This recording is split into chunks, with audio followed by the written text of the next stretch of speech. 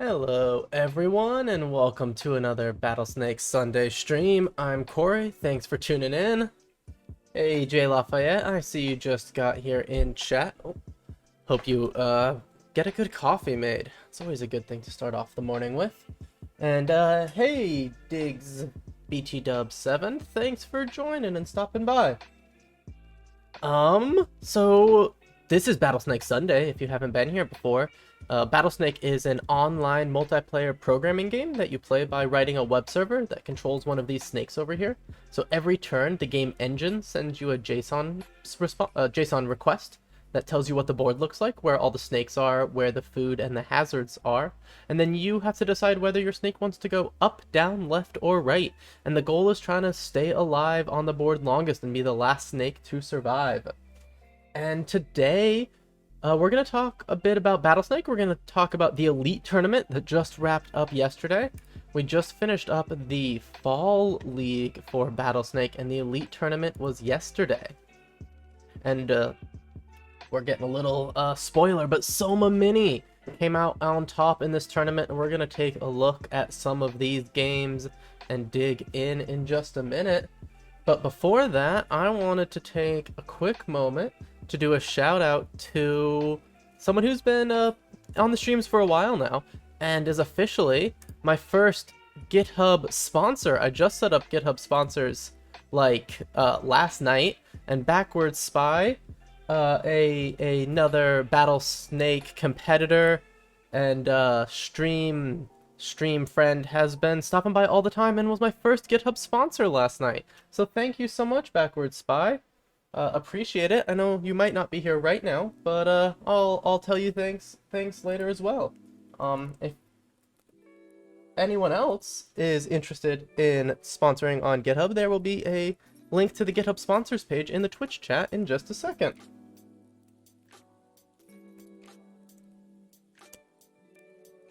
There we go. I had to remember what the hotkey to trigger that was, but that is working. And thank you so much, Backward Spy, for sponsoring.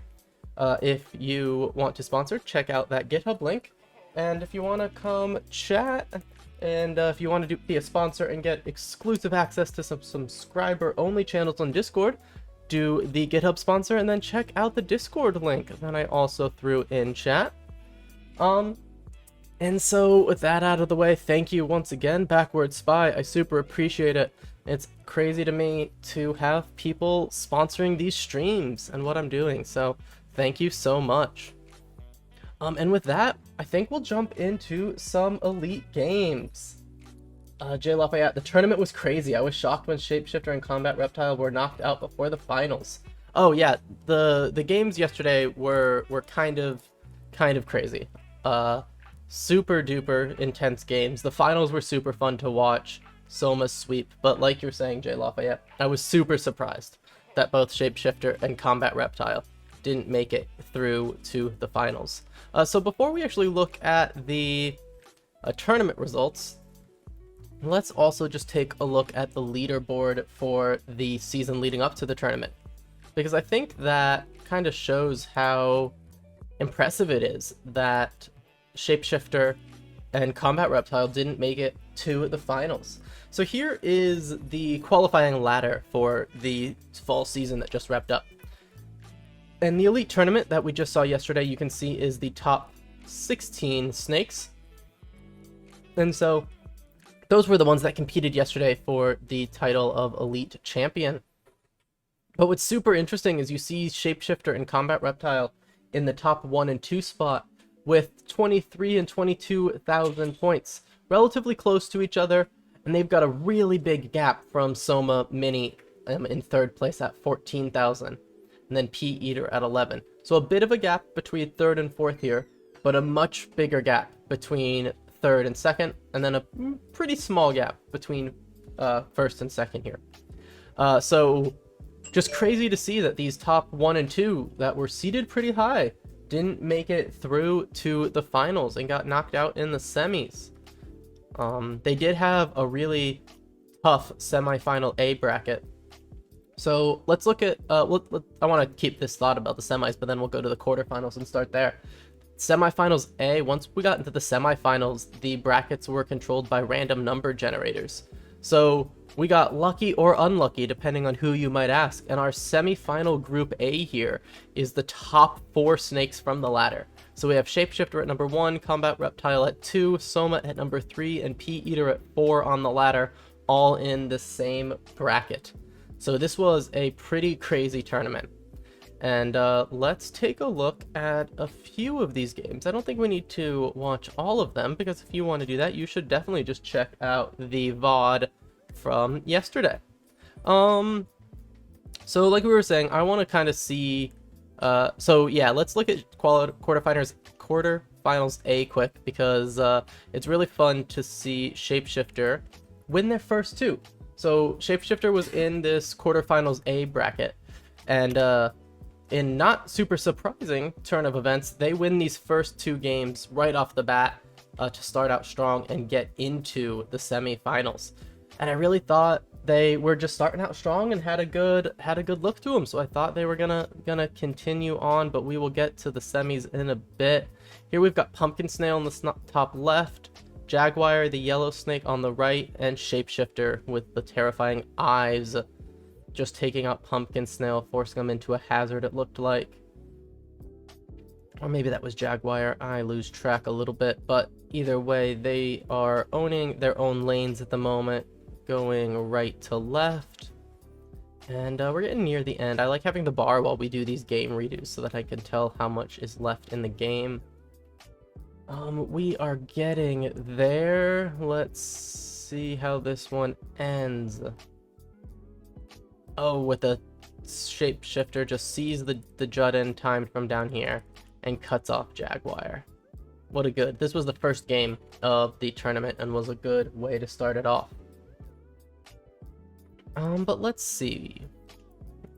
Like I said, I don't think I want to go through all the games, but let's jump down and do a few from some different brackets. They were doing the bottom-top control strategy for a while there. Yeah, and I think that's what we'll see. We'll watch a different game of Shapeshifters here and see if we see the same-ish strategy. The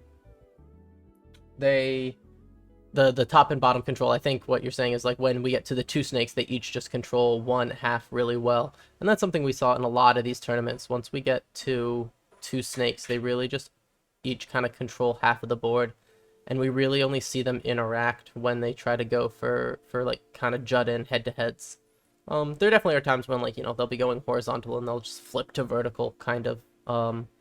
But I think for the most part, this hasn't been, like, the most aggressive game mode, maybe, I've seen. But I also didn't watch quite as many games besides the tournaments. I didn't watch a ton of the ladder games leading up, so not positive about that. Yeah, or the left-right too. Yeah, and I guess actually, as I was saying that was so common, we don't get quite as much in this game. We do a bit, but Shapeshifter doesn't stay quite as much to just the top and bottom. And I wonder if that's because Jaguar actually has such a big length advantage that they are actually able to box out lots of the like ramps between the different zones. It doesn't look like it worked out for Jaguar here because they kind of got too big for themselves and trapped themselves in a thing there. But interesting to see Shapeshifter changing it up a little bit. So we looked at some Shapeshifter games, but I think let's go take a peek at some of the other ones. So Combat Reptile was another one that we were sad to see get knocked out. So let's see some of the games where they lose, because that'll be fun. So here we've got Whitish in the top left, Hoth in the top right, Cone Snake is our darker red snake in the bottom left, and Combat Reptile is orange in the bottom right. So I think we know that Combat Reptile does not win this game, and I believe it's a Cone Snake win that I clicked on. Something that I was really impressed with all of these elite games is just how far we get in lots of these with all 4 snakes on the board. It would often get to almost turn 400, or not 400, turn 200 it seemed, with all 4 snakes on the board. Which is super impressive. My snake, Hovering Hobbs, that was in the Platinum tournament a week or so ago, really doesn't like games where there's all the snakes on the board still, and really doesn't know how to think too well. And then we actually had all 4 snakes at turn 180 and lost 2 of them by turn 200, so we're down to duels again at turn 200, and this is a Whitish and Cone Snake duel. And I think Cone Snake comes away with this one, but Whitish definitely gets at least one win in this series, but I don't think it's this game. Yeah, I think, yeah, what Jay Lafayette is pointing out in chat, I think is really important. Like we'll probably see in some of the games at the tail end of the tournament here, is that you gotta really be timing your tail chases in this mode. Tail chasing, and especially once we get to duels and like wrapping around the board, seems to be a pretty dominant strategy. But if you leave gaps open, bad things can really happen. And that seems like where lots of people's losses came from. So here we're taking a look at Snakebeard. I love the branding. Jay Lafayette is just such a good head and tail. Unfortunately, wasn't an amazing tournament for Snakebeard, but we will see how they do in these games. Oh, they just got smashed. They got scared of Soma and got pushed right into Salazar there. Tough bracket to be in the bracket with Somo in before the finals, and Salazar and Denovo. All of the elite snakes are terrifying. But you know, gotta feel a little good to know you were in the bracket with the one who ended up coming away with the tournament.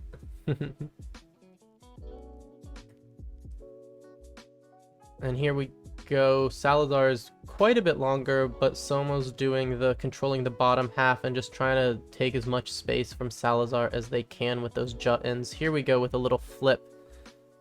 They're changing it up a bit. Salazar's pushing Soma around to not just keep going in the same patterns.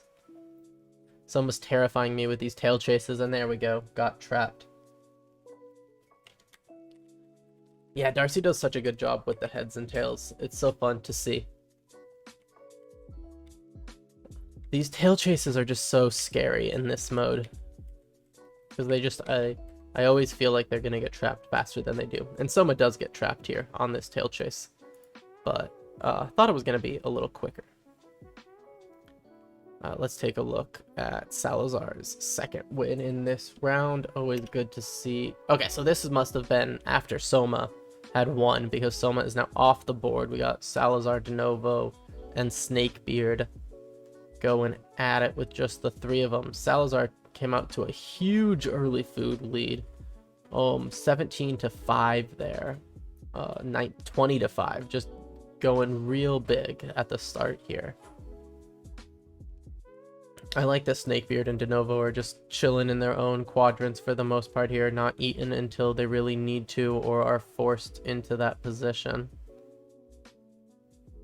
And Salazar just really owning this board. That was such an interesting game. I feel like we didn't see a ton like that where one snake just got so much longer. I guess we did see a few, but not quite, not definitely the dominant strategy. That one's super interesting. And then we got Fear to Lance, P-Eater, Pruz, V2, and TM in the final bracket here in the qualifiers. Hey, Backward Spy, how is it going? Thanks for tuning in. And thanks again for being the first GitHub sponsor. I really appreciate it. It was an awesome surprise to wake up to this morning. And have both not only the GitHub sponsors page approved and ready to go, but actually already have my first monthly sponsor. So thank you very much for that. I really appreciate it. Here in this game, we lost TM pretty early, but we've got Pruz, P-Eater, and Fertilance going strong. It's so fun to see Pruz competing in Elite again and implementing Wrapped. They were not wrapping for so long, but I think they worked that out in the summer, and fun to see them playing the game mode. I don't know. I think Fear to Lance doesn't make it past the qualifiers, I believe, because I don't remember too many games with them. But here, P-Eater. Oh, this one's a little interesting. I think this might have been some of those games that we were talking about yesterday where, I don't think... Yeah, this one's a pretty for sure death, but you could get a few more turns out of it, I think, Fear to Lance, if you don't go for the head-to-head there. You can go down and then, like, you know, get one more turn out of it, but I see. Pruz and P-Eater moved on from this one. Yeah, I think so. I think it was P-Eater and Pruz, because that sounds right. Obviously, I could just go click and look. Yeah, P-Eater and Pruz in this one. Let's see a game where Pruz wins.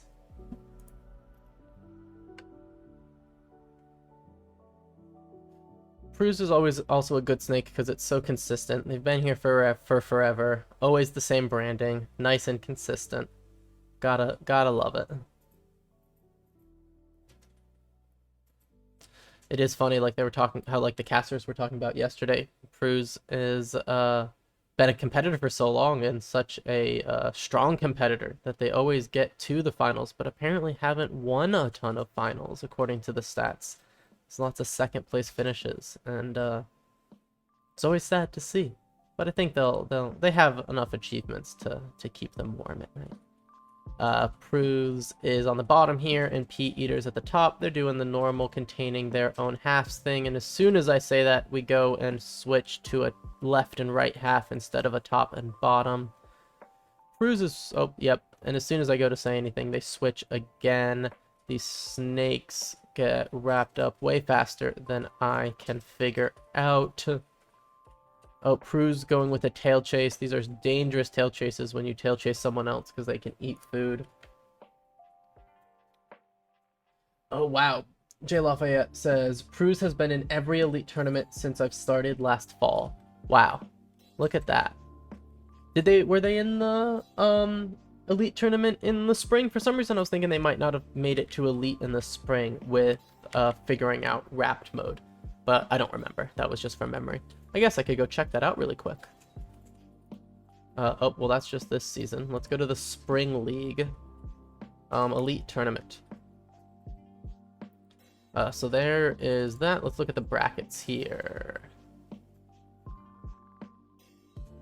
Yeah, I think Pruz might have not quite made it in the Spring League, because I think this is when, yeah, this is when Pruz makes it at least to the semifinals. Yeah, they make it to the semis here. I think this is where Pruz is winning a wrapped game mode without actually knowing how to play wrapped, which is also just a super impressive thing. If we looked through this whole tournament, I don't think we'll see Pruz wrap around the board ever. And still do super well for not understanding the game mode. I think Wrapped like unlocks lots of different strategies here, and to be relatively dominant without wrapping is super impressive. Forgot about this game map, the expanding hazards. Man, spring feels like so long ago now. But yeah, but it is super impressive that they had just this one gap season where they. And I don't think they wouldn't have even had this gap season if they just had wrapping implemented for this season. But, you know, didn't get it implemented for spring, but made it back in summer and came back strong. So I think, what was the end of this one? Oh, yeah, this one. Pea Eater got wrapped up. Oh, actually, does Pruz do the... Yeah, okay, so Pruz knew from right around here, turn 397, you see their latency drop to the 20s instead of 300s. This is when they think the game is pretty over. They can just keep tail chasing until Pea Eater is out of food. Okay. Let's look at some of the let's see. Let's look at some semifinals and then we'll go to the finals. The finals is a sweep, so let's look at something else. Yeah, I do miss hazard dives from these game modes with walls. I forgot how much fun it is to like be super worried about diving through the hazards and stuff. Hopefully we get another a diveable hazard mode here again in a bit. They're really fun. I'm excited to hear more about the Winter Classic soon. Or Winter Invitational. I'm not sure what they were calling it this year, but excited for some more details there. So I think this is one of our semifinal games. This is that A murder bracket with all 4 top snakes. And again, we get another almost... did we already watch this one at the beginning? I'm not sure, but even if not, we're almost at 400 turns with all 3 of them. About 180 again. We lost our first snake. And this is the top 3 on the leaderboard here, battling it out. Oh, Soma got wrapped up, leaving 1 and 2.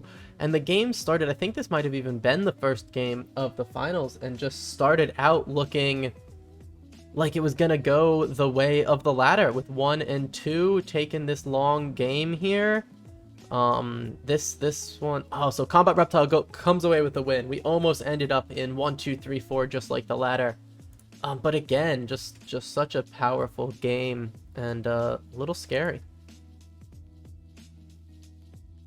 Yeah, this bracket A was definitely the murder bracket, J Lafayette. And I don't remember the order. Ooh, feature requests would be really cool to get the number of the wins here, so I can tell what order the games went in. That would be fun. Let's look at one where Shapeshifter won, because I feel bad for Shapeshifter. They were so dominant this season, and I really wanted to see them sweep spring, summer, and fall. So really unfortunate that they didn't make it to the finals. This murder bracket A really just wasn't in these snakes' advantage. But I do want to see their win in the semis. Let's see, I think Combat Reptile starves out there, just couldn't get food. So interesting to see. You definitely don't usually see the starve outs in Elite play. It definitely happens, and that time I don't think it was just that Combat wasn't looking for food. Other snakes were just controlling the space really well and not letting them get to it. And I think the same thing just happened with Pea Eater there. So 2 in the same game means that other snakes are really controlling the food here. And that makes sense, because we got Shapeshifter and Soma both with 21, 22 health, right neck and neck for the food race here. Oh, and there we go. You can see Shapeshifter started getting the tail chase of Soma. Soma had nowhere to go, no food to eat to make it, so Shapeshifter had to run into the tail, and Shapeshifter comes away with the win here. Love that. Let's end it off by checking out Soma's sweep in the finals. It was just so fun. I want to watch them again, and then we're going to dive into some code and look at some of my snakes. I think I want to work on keeping the state, so we'll talk about that after these games. So here we've got Cone Snake up here, Pea Eater in the green, Pumpkin Snail with the orange, and Soma with the nice snail ready pink color. And I love the color theme here. These are all very fall colors and looks great. And I'm just super impressed. This whole Elite tournament, we just saw so many games where 4 snakes are making it to almost 200 turns in, which is just so impressive and such a different thing than we saw in the Platinum tournament. We're almost at 250 here with all 4 snakes. Wow, how far are we gonna go? Okay, there we go. We lost our first snake at turn 246 or 47. Wow, such a long one, and that's over half of the game with all 4 snakes on the board, it looks like. So we got Pea Eater, Pumpkin Snail, and Soma Mini to go. Soma Mini definitely winning the food race, and just has so much food in the areas of the board it controls. It can continue to stay a lot bigger. Pumpkin Snail seemed to be keeping to itself until Soma just came in and bulldozed right over it. We got Soma and Pea Eater here, except we already know the result here. Soma comes in and cuts off Pea Eater's head for the first win of the sweep. Moving right along, let's get to this second game. Oh, thank you, Streamlabs, for the sub reminder in chat. So this is Soma's second game in these finals, or the second game in these finals overall, but Soma takes all 3, keeping this one quadrant. I really love the battle of the snails here in the finals with Pumpkin Snail and Soma. I do think that Soma is a snail, not a slug. I think they just left their shell behind for the battle. Helps them go fast. And I don't know. That's how I feel about the lore. And it worked out well for them. They won the tournament here and had a good showing. So Pea Eater and Soma have been pretty good about getting neck and neck in the food races. When we get down to 2 snakes, they do seem to usually have relatively consistent lengths. Soma does have a few lead though, but not just a handful, not a ton. Yeah, snail versus slug was a hot debate in the chat. So was nose versus eyes of the snail head. That one might have been the most disconcerting because Joe messed with all of us there, and no one can see anything different. Let's go back and see what happened here. Again, basically the same thing we've been seeing. Soma just identifies where they can take a tail chase away from the other snake and goes for the kill. Let's see, Soma's latency drops here, right here, 383, and we end on turn 395, so a good 12 turns ahead there. And now for the third game. This one's amazing. Oh, hey, how's it going? I was just going through your sweep, Pedrosario, in the finals. We're on game 3. It was an insane finals. Just so much. It was so much excitement by the time we made it to this game 3 here. I wanted to hope for the sweep, and it was exciting to root for, but I didn't really expect it, right? With 2 games and all these other snakes, I really expected one other snake to at least pull a win away in the finals. And Cone Snake gets knocked out first. That's actually a pretty quick knockout for some of these elite brackets, under 100 turns when we're only down to 3 snakes. Soma is the longest, and they were the longest in the other game too, just taking out Pumpkin Snail head to head. Soma did that to Pumpkin Snail in at least one of the other 2 games as well. There is no friendly competition between snails. It seems Soma is playing for the win in this tournament here. They do have a slight lead over Pea Eater. Got a few, enough of a lead that they can force a head-to-head. Oh, Pea Eater takes it back, though. Had a nice bit of food they had saved up. Oh, man, and Pea Eater actually takes it away on the food race. Now is the longer one. And we just, I think, see another one of the Soma-timed Juddins here in a few minutes, just like we've seen in all of these matches. Oh, a little bit different here, actually.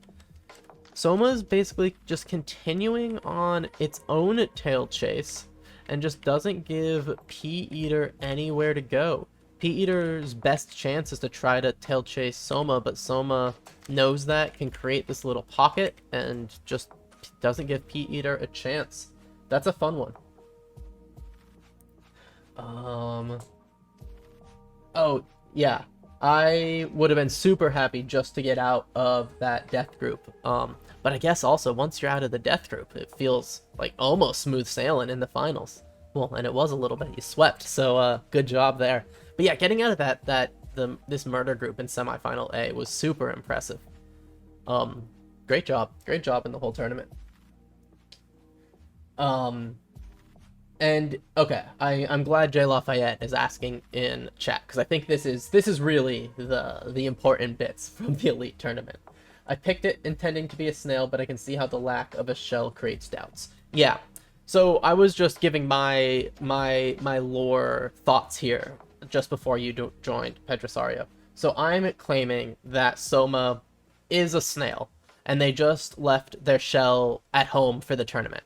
They don't compete with the shell. It slows them down. So that's my lore. Take it or leave it.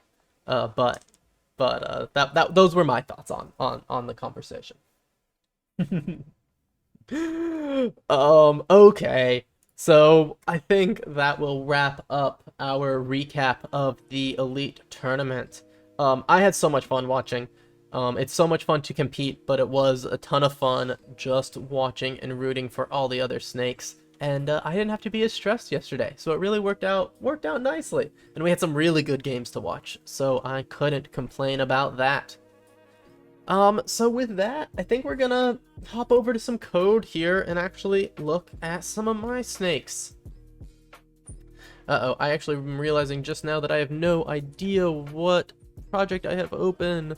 Was working on something else. I didn't get my VS Code set up. Don't save a random file. Okay. To be fair, it was more luck than great job in that death group. If it were 100 games, the outcome would have likely been different. Yeah, I, can't disagree. It was a insane bracket. But that's kind of the fun thing about the tournaments, right? Is we get to see some upsets like that more often than we do in the brackets when we do run so many games. So I love the tournaments for that reason. But you do make a good point. Okay, so I am just getting these set up here. Yeah, I agree though, Josh. It is a great upset. It's always fun to see a good upset like that. Okay, so I think... Where were we? Oh, let's see actually. So I want to keep working on some code that we worked on a stream or two ago. And so let me just find it. I think I had made a branch for it. See a few of the private projects that I'm working on to release here soon. Hee. Okay, so nope, I have a fuzzer, but I think I made a branch, and did I just not push it up, or it's probably this one. Yeah, it's this one. Okay, so it's the stream 1030.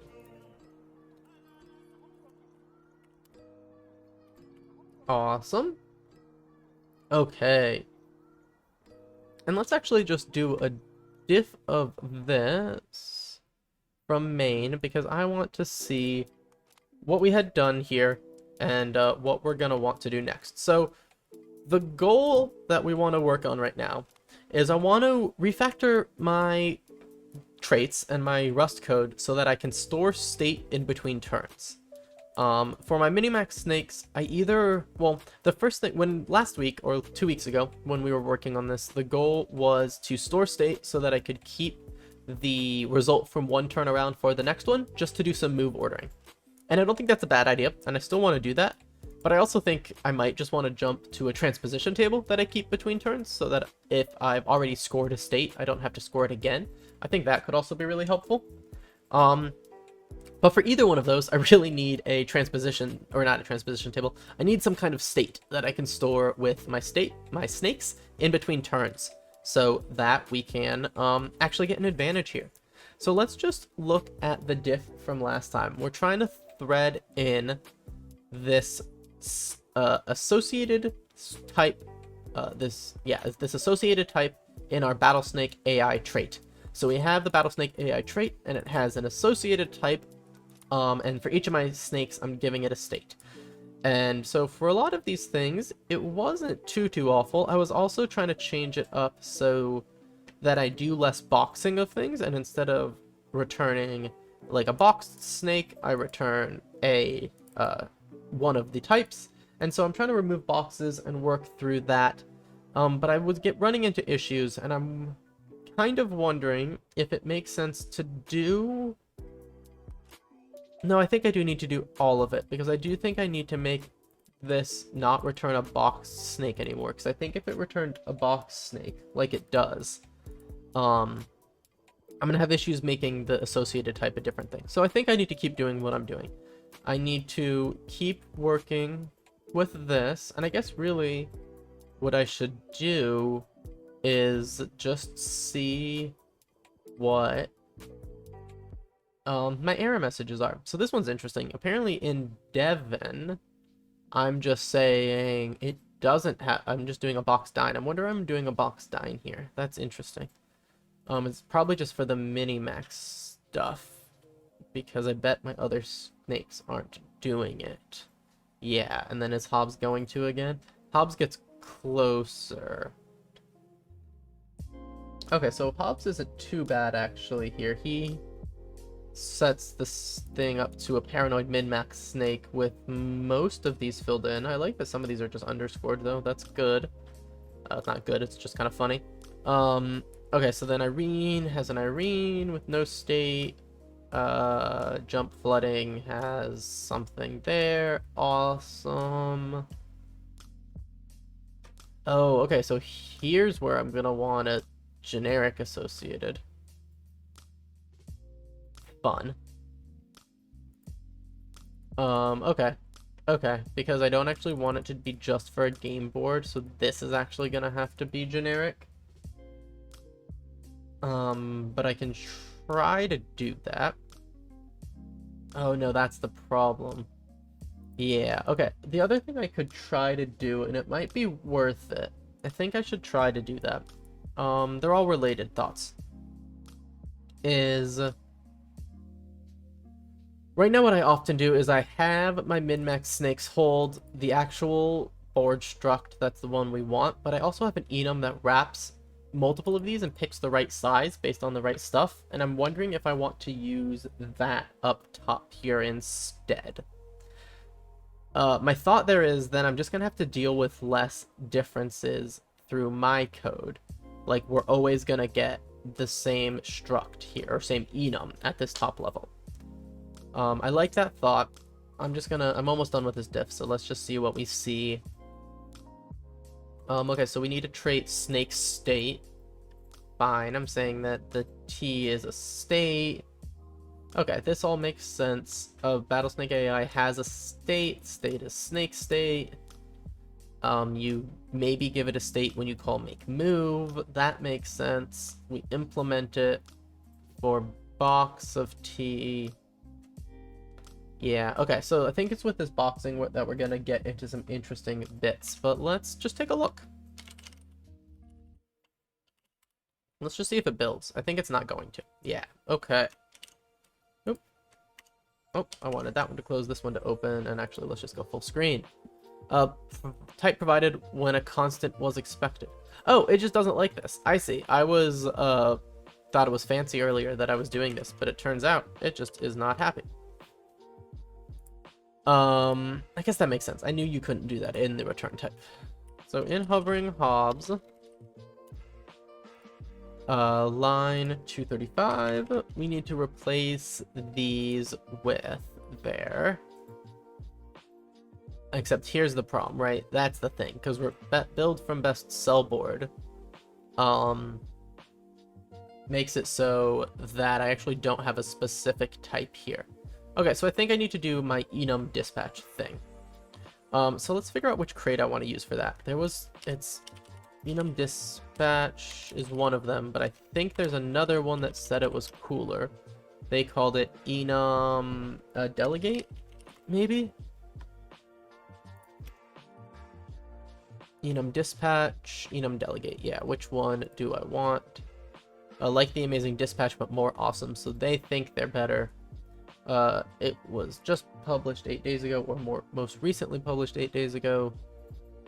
Provides section of easily refactored and emulated and improve the performance by 10x. Yep, I know. Okay. So let's do, but I think I want to do enum delegate because apparently this, I don't know, it's the newer one. It's cooler. So let's do that. Okay, so I think though, this is actually, I'm gonna need a new window here. Let's open a new window. And in this window, let's open from projects, BattleSnake types. Okay. Okay, so actually, what are we doing here? BattleSnake game types. Okay.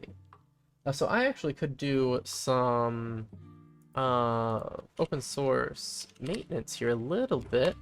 I actually just got some permissions to do some PR stuff here. So one thing I could do is we could merge this add map property to wire game PR. Which will add in the map property and some stuff. That'll also just get my fork more up to date.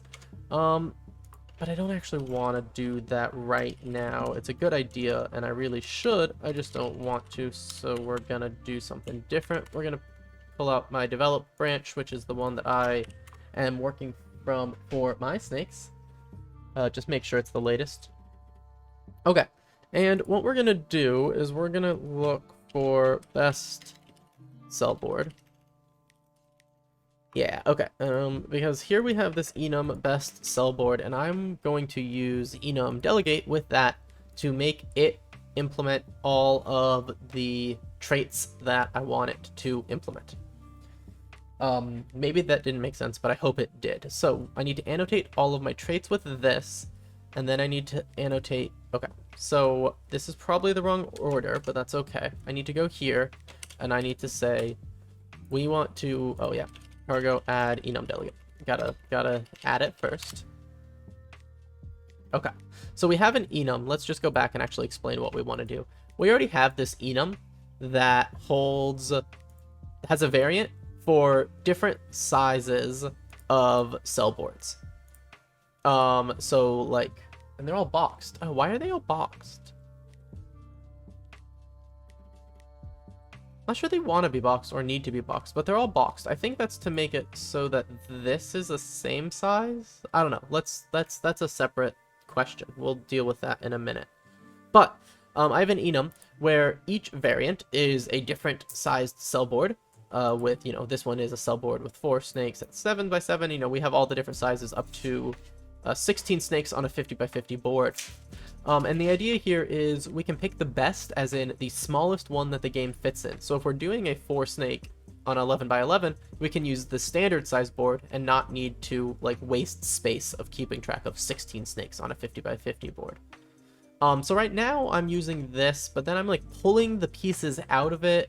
And then I have different types. So I kind of silly equals best board. Yeah.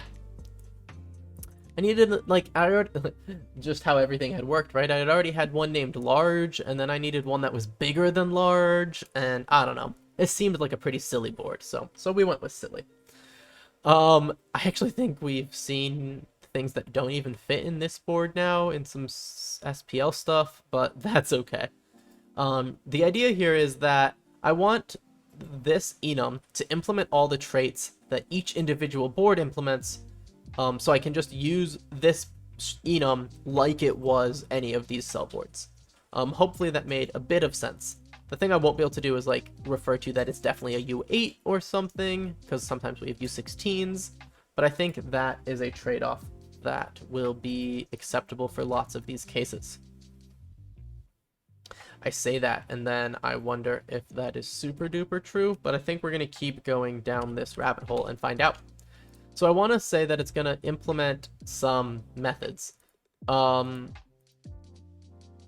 And actually before this, I think one thing that might be interesting to do is right now we have these types. We have all of these traits that represent things that the board knows how to do. So like we have a trait for things like a snake ID but gettable game, when we can get the IDs of the snakes, when we can know who you is from the game. And I think what I want to do is I want to go to the bottom of this file, and I just want to do public trait sufficiently smart board. And I want to say that this is just all of the traits that we have. All joined together, basically. And like that's about all I want this to do. The idea being here, then I can say, and then I can like basically just say that something implements sufficiently smart board instead of having to say that it implements all of the things underneath it. Yeah. So this is basically a marker trait that tells us we implement all the other traits available in this crate. Something like that. So then like we want snake body gettable game. Like there's a lot of these. Position gettable game. There's so many of these, and this is why I snake body gettable, turn determinable,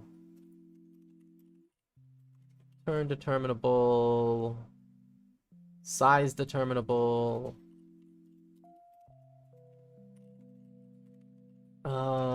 size determinable, shout gettable, Shout gettable, neighbor determinable.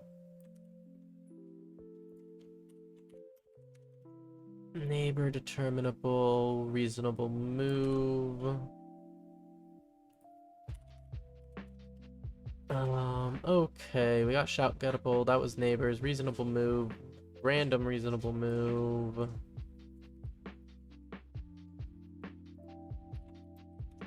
Okay. Health gettable, that's a good one.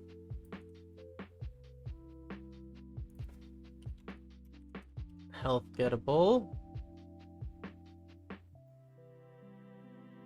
Health gettable, length gettable, yep.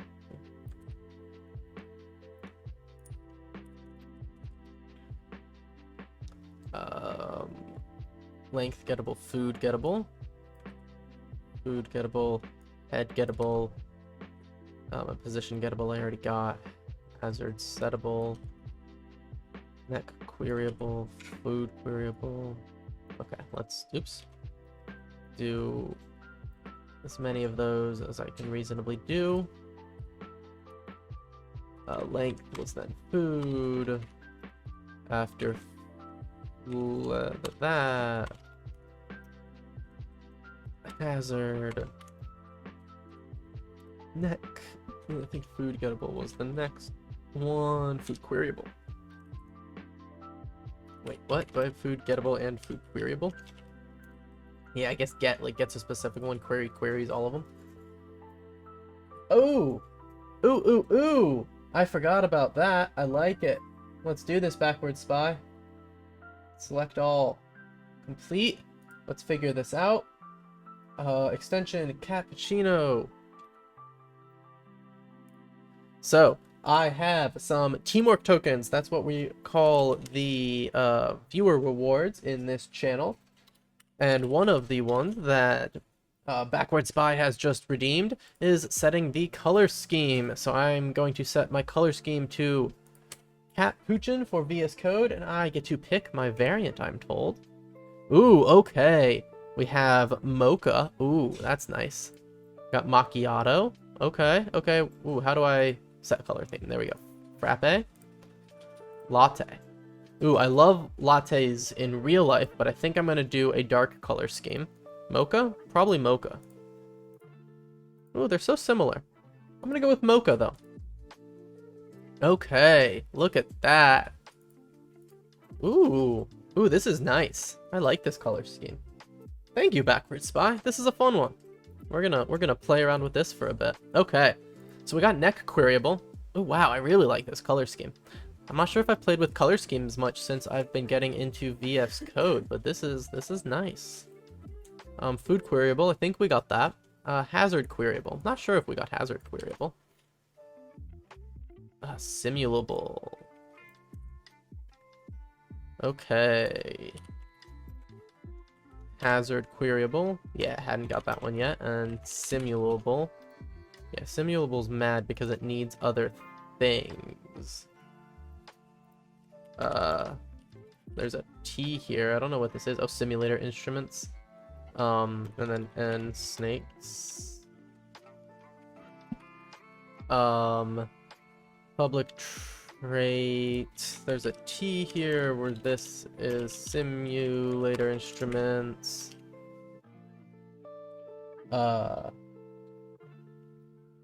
Yeah, you should play around with color schemes. They're always fun. You know, it's always fun to have some good color schemes. This is obviously not right. Is it just that? Yeah, I should have just put that here. Simulator instruments. Now that can be that.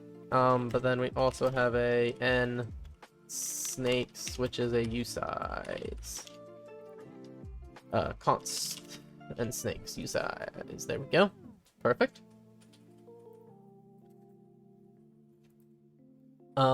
Okay. I like this. I really do like this color scheme, cappuccino. There's a chance this one might not get turned off later. I'm liking it. Unless someone else makes me change it in a bit. Okay, so simulable. Is there any more for simulable that we want here? Snake ID gettable. Sure. Oh, is that the last one?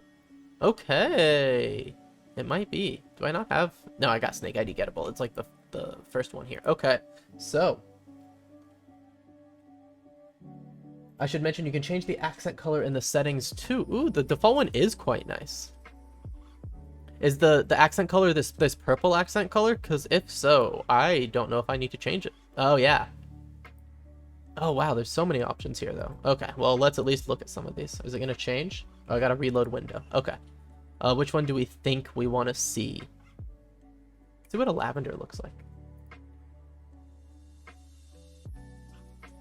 Ooh, okay. It's a little similar, but I liked the mauve. I liked that other color. I liked it a little better. Let's try some others. Let's see what rose water.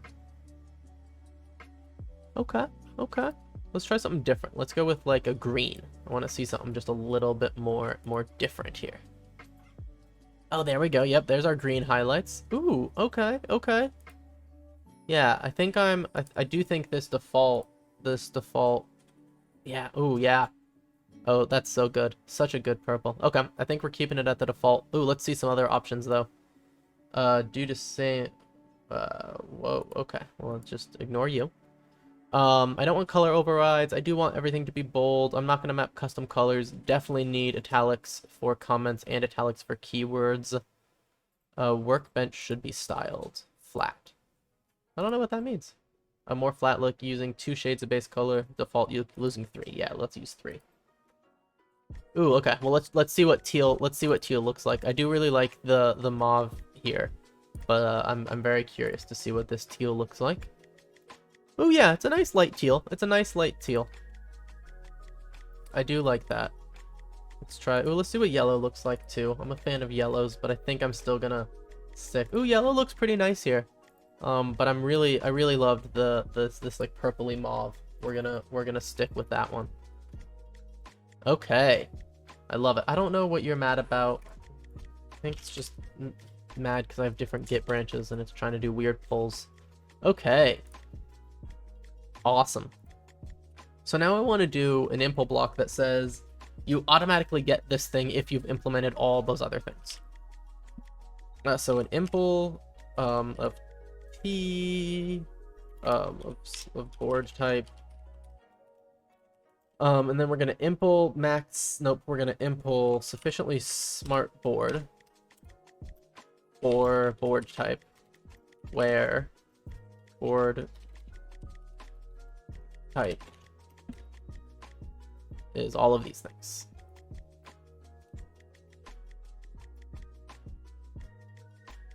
Yank. Paste.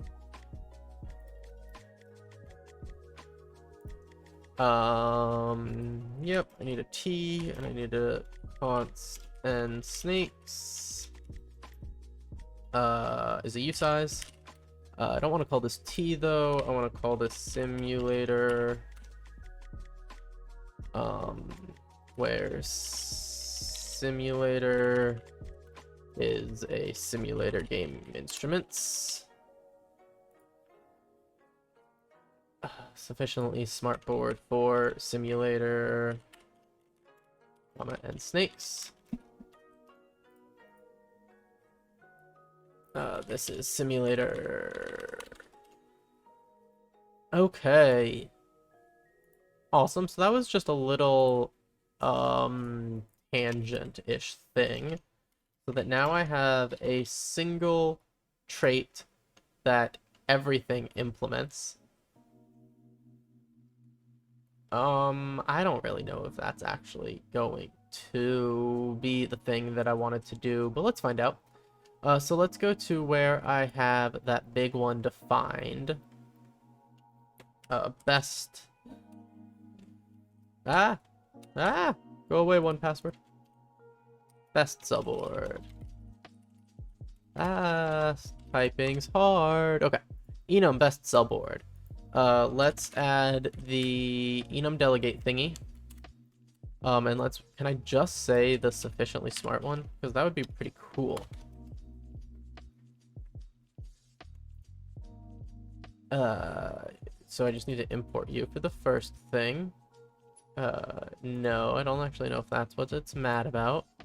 I do need to do the register thing here, though. Need to do this on top of my trait. I have a suspicion that this isn't gonna do what I want it to do yet. Because it's now registered. I don't know if it's gonna know how to register things that have generics. That seems a little unlikely. I don't have third-party traits. I don't have a third-party enum. But I do have associated types or something. It can also handle traits with associated types. By default, enum delegate requires all of the involved implementers to provide the same value for the same associated type. If you specify types, it won't compile.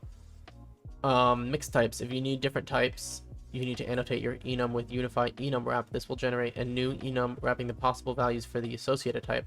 From and into conversions are automatically. This secretly generated enum's name is not a stable part of a public API. Use your enum, your associated type to refer to this type. Okay. So this one's interesting. I don't think... Well, these aren't associated types.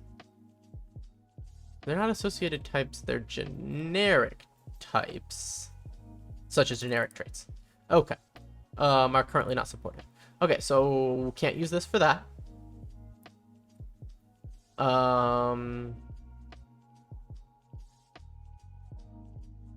Okay. So none of these are gonna solve my issue. But no, because simulable needs that. Okay, so maybe this just wasn't a reasonable thing to go down. Because, like, lots of these have associated types. Oh, but a lot of them do have the same associated type? Yeah. Oh, but, like, native position type is not the same for all of them. But maybe that's fine. Maybe that's just the generic ones. Maybe simulable is the only one that's an issue. And what if simulable...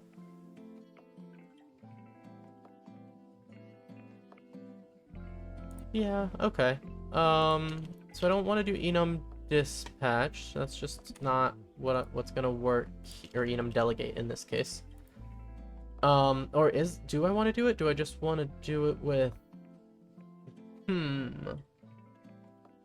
Okay.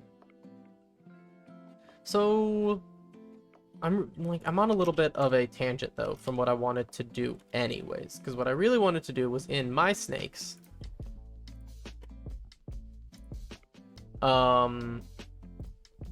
In my snakes over here, yep. What I really just want to do is make it so I can hold state better. And what I actually am doing for that is I'm redoing how most of my factory stuff here works.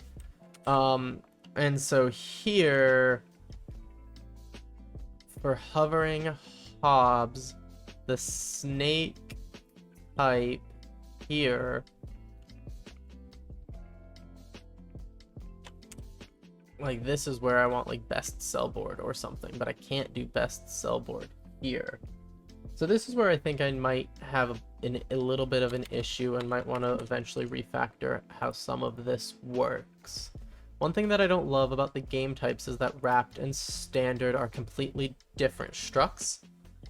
So to be generic over both of them, I need to be I need to be generic over a lot of stuff, and that makes it a little harder. I'm just like playing deeper into the generics game, which isn't bad, just makes things a bit harder to deal with. For now though,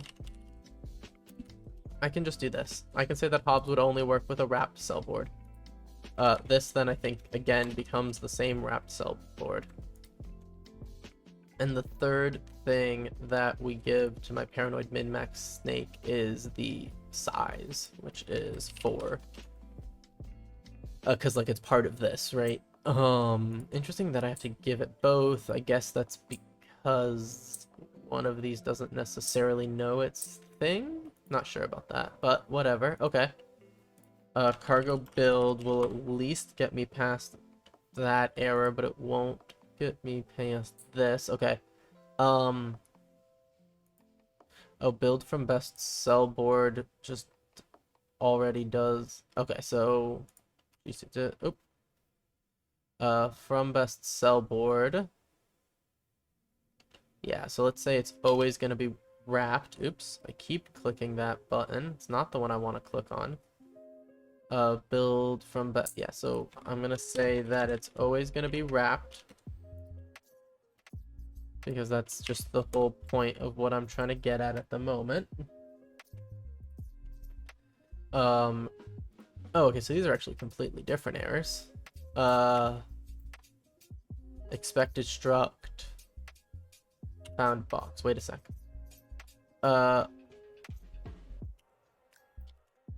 Yes. So wait a sec. Let's go to the problems. Let's do it this way. Hovering hops. There we go. Okay. To best sell board.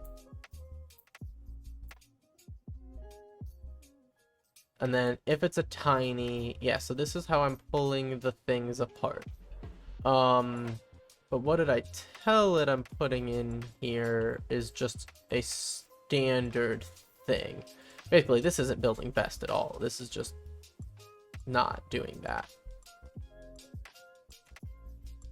Yeah, because like I really do need my snake to be generic over the board type.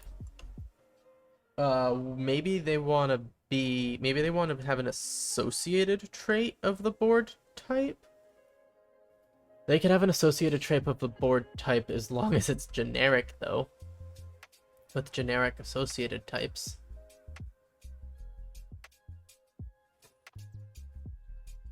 So, like, my snake would have... that might work. I don't know enough about GATs to know if that is a decent answer. But it might be. Let's try it out. I think that's a reasonable guess, actually. I don't have a better idea. What have I done right now? I've just filled in some crap. Let's just reset this. Okay, so let's go to my main, because if we're doing anything, that's where we're going to want to start here. Okay, so here is... somewhere here is where we're going to have... There's my snakes. There's make move. Where is the factory?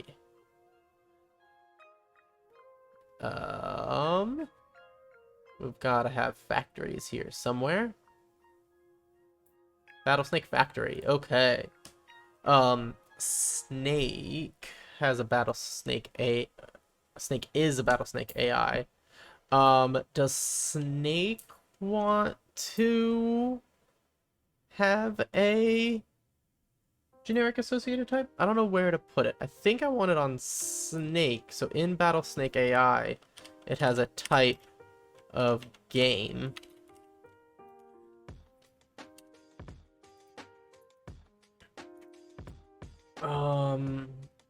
Yeah. So make move right now doesn't even do that. Okay, so if you give it a game. Okay, so yep.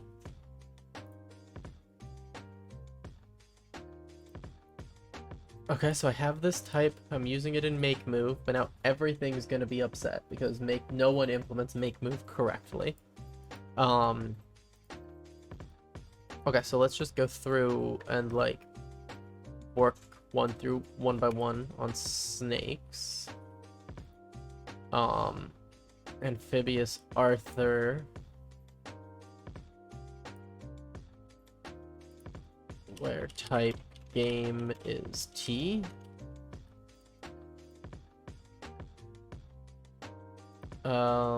Yeah. Associated type of impel without body. Provide.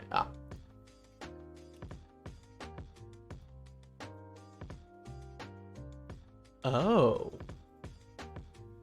Interesting.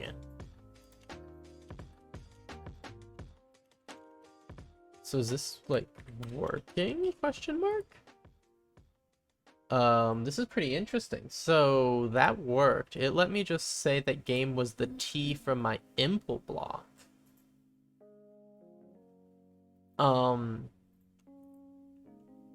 then like all these self.game calls just become game calls.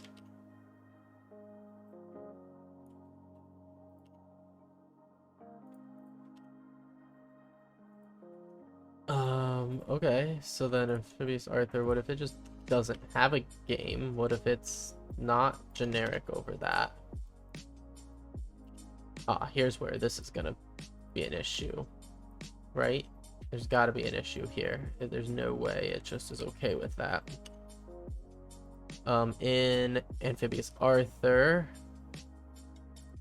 struct defined with 0, remove these generics. Okay, yep.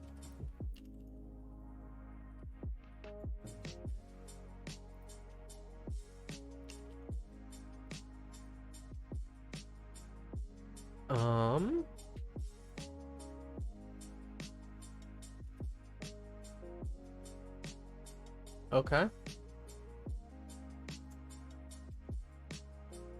So far, I'm confused how Arthur's not upset with me. He's just like, yeah, sounds great. Okay. So that's kind of cool. What if I move on to like, okay, so Bob should be almost easier. Just doesn't do that. Not generic over that anymore. That goes away.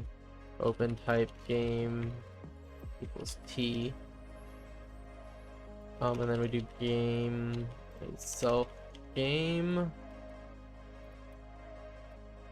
And everywhere we call self.game, we replace it with just calling game. Just literally in like a single spot there. This is just Bob.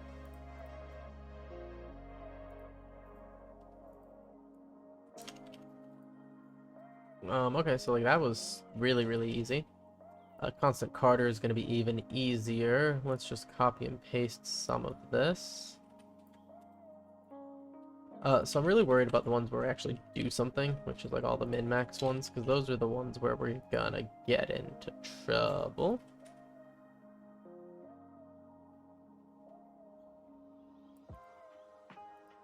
Oh, create from wire game doesn't need this, sorry. That's the actual move method needs this.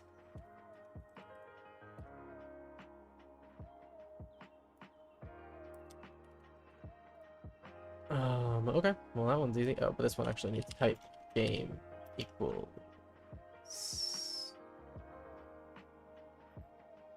See, but now I'm saying T, yeah, see, because now I want to do it where it impulse anything.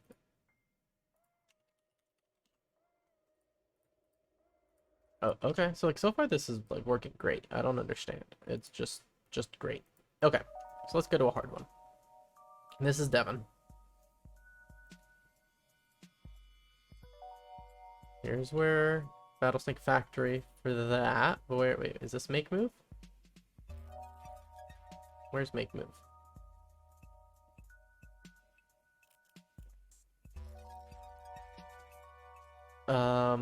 This returns me.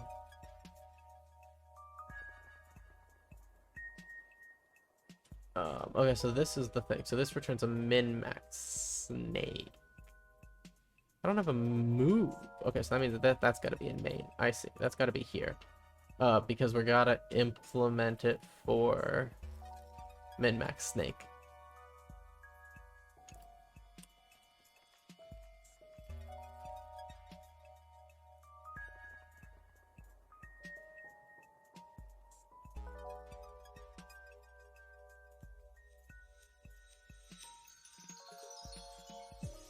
Okay, so...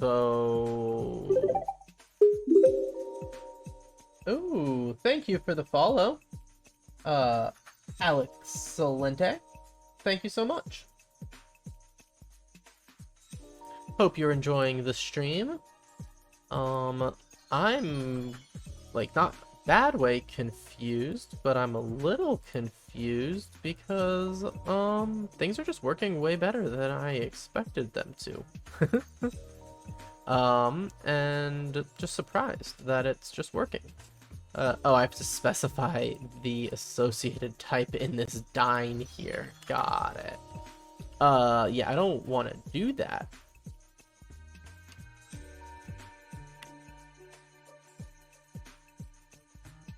So let's get rid of that problem, because... Oh! Thank you for another follow. For Nyrex Crage, one of us, one of us, one of us. How's it going? What is the one of us? What have I done that I am one of you? I'm down. I just want to know.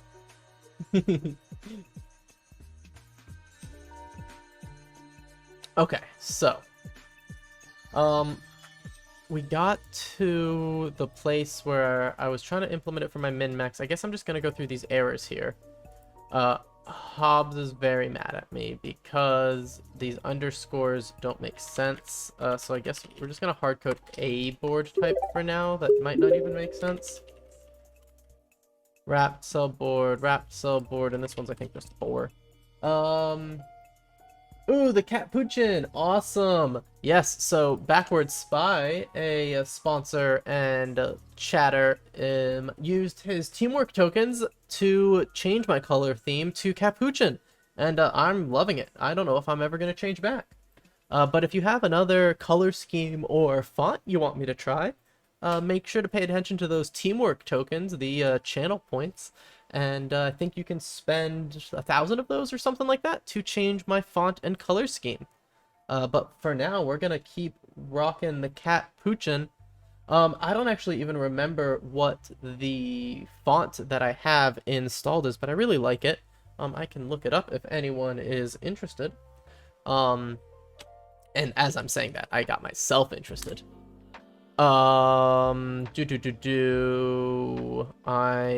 Victor Mono is the font that I'm using right now and I really love the italics in comments and stuff. Yeah, I don't know if I haven't actually heard of Operator Mono. But yeah, Victor Mono it looks like, and I've been enjoying that. I might have to check out Operator Mono now though. I don't think that's one I've heard of before. Okay, so now it's finally mad at me for this error. Apparently, I just wasn't hitting it yet because,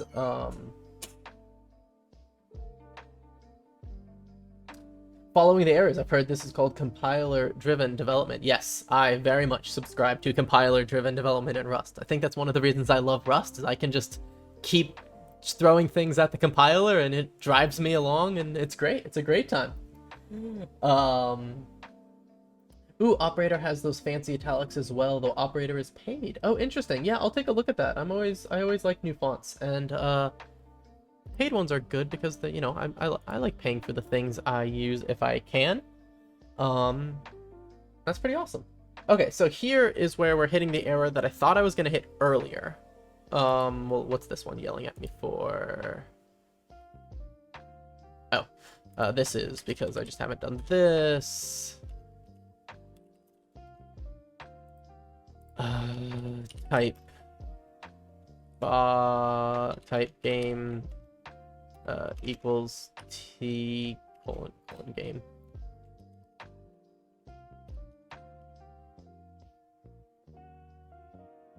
The other language I've used that has great compiler errors is Elm. I would build a BattleSnake with it, but it's more a front-end language. Yeah, that would be fun to build something with Elm, though. I haven't done any Elm, and I've been interested in it before, too. But, you know, JLoff, we can write snakes in anything. He says BattleSnake and things like that. But I think Elm would be a fun one. I've heard good things about Elm, and it's one I would eventually like to pick up a bit more, I think. Okay, so this isn't working because I can't say that I can't do an impl block with a generic T without the T being somewhere here. Which makes a lot of sense, and like I knew it was gonna happen. I just thought I would try it. But what I want is just generic associated types. Gats. Gats are a thing in Rust. Gats are like stable now. Or maybe I need nightly, but I think I'm already running nightly. So we're just gonna do them. I mean, I have an IRC bot written in Bash, so pretty sure you can do BattleSnakes in Elm. Ooh, that's awesome. What's the IRC bot written in Bash? That's awesome. Is it like an actual just for was it done for the purpose of doing an IRC bot in Bash, or is that just what you decided to write your IRB bot in? Okay, so I need to make I need this thingy. But I don't want it for references. Is it always for references? No. I think I can do this. That's close to what I want.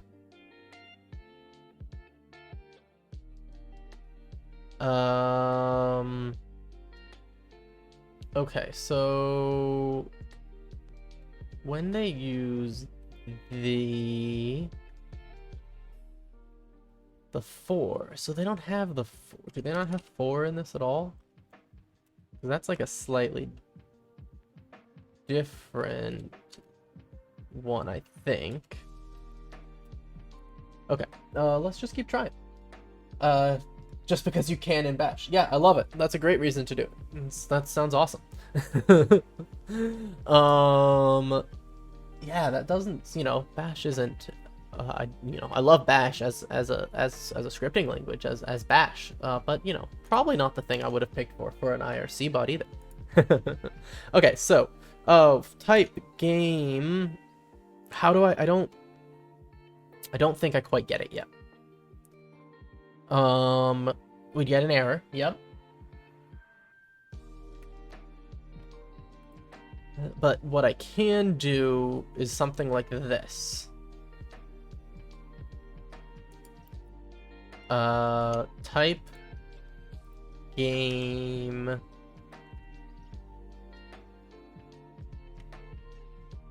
so this is the impl.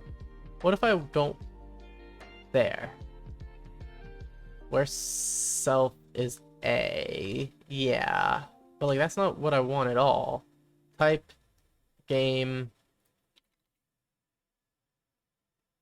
where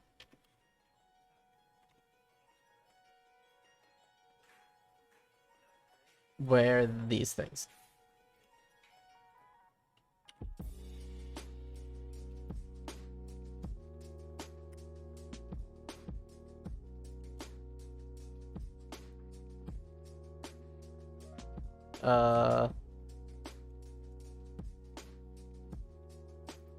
Okay, so I didn't do that syntax right. Not surprising at all. Type item where thingy. Type game where thingy. That's what I wrote.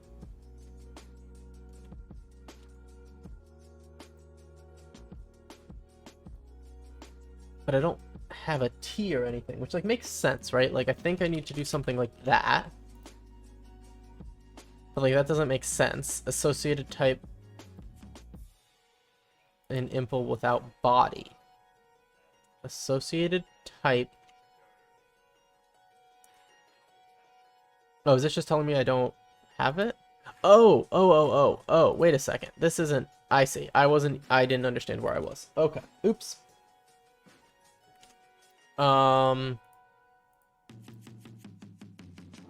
No, that actually kind of feels like it is where I want to be.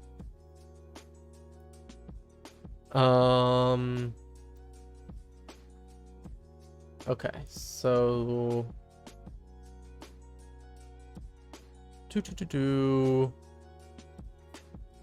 concern. I just want to like new features. This is the one I was already been on. They allow you to define type, lifetime, or const generics. Type, lifetime, type generics on associated types. Yeah, okay, that's what I want. Type game of T.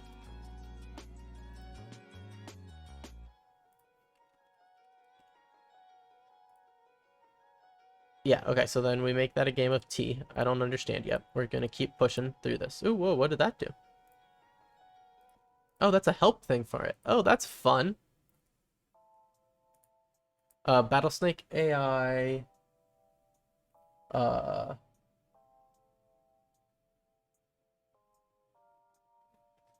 Type game of T, where T is this?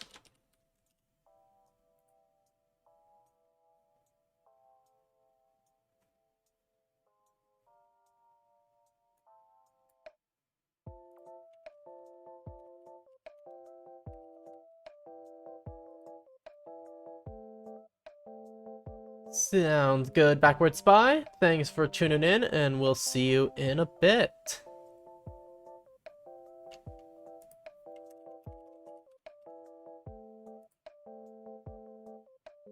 Type game of T, where all of these... Where clause not allowed here. I think I need to turn on GATs. But I'm not positive about this.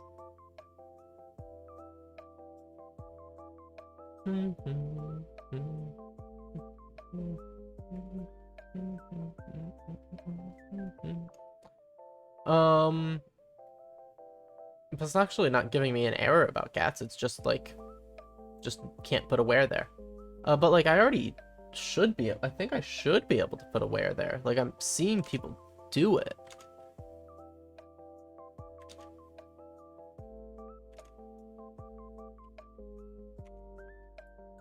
Okay, so do I like need a Rust update? Like what are we on? Let's get some newer Rust versions. Maybe that'll help. Yeah, exactly, Nix Craig. I don't know. 166 nightly is what I was on a second ago, apparently. I thought that was new enough. But I guess I wasn't reading the version numbers well. The push for stabilization. Oh, this is actually not new at all. I want the blog post about it getting stabilized. I didn't realize how old that blog post was. GATS stabilize. Nope, not get. GAT stabilized Rust. Stabilizing feature. That's not quite what I wanted. Yeah. 6.5. Yeah, 165. But I also should probably have been looking at the blog post. Yeah, I also don't know what I'm doing with GATs at all. I just think they might be relevant to solving the problem I'm seeing, so I'm exploring them. There's also just a very reasonable thing that I just don't really know what I'm doing. But that's okay. Okay, so we have a trait, lending iterator. It has one type. It's an item that has a reference where the reference is to self. Okay, that actually makes a lot of sense to me. But that is not really what I have here. And like I don't want to see, I don't think GATs solve the problem I'm trying to solve here. But that's okay. I just need to figure out how to do what I want to do. What I might want to do is closer. So I do want game to be passed into make move, I think. Actually, I guess I don't really care about that decision anymore. I guess I maybe just want to make this be generic over the type T that is the game type. But that's like what I have before. And like there's a reason I'm doing what I'm doing. Well, I think there's a reason. It might not be a good reason. Yeah, because right now I'm taking the generics away from everything and putting them there. I was trying to move them from a generic to an associated type, but I don't think that I can do that, or I just don't think it accomplishes the actual goal I have.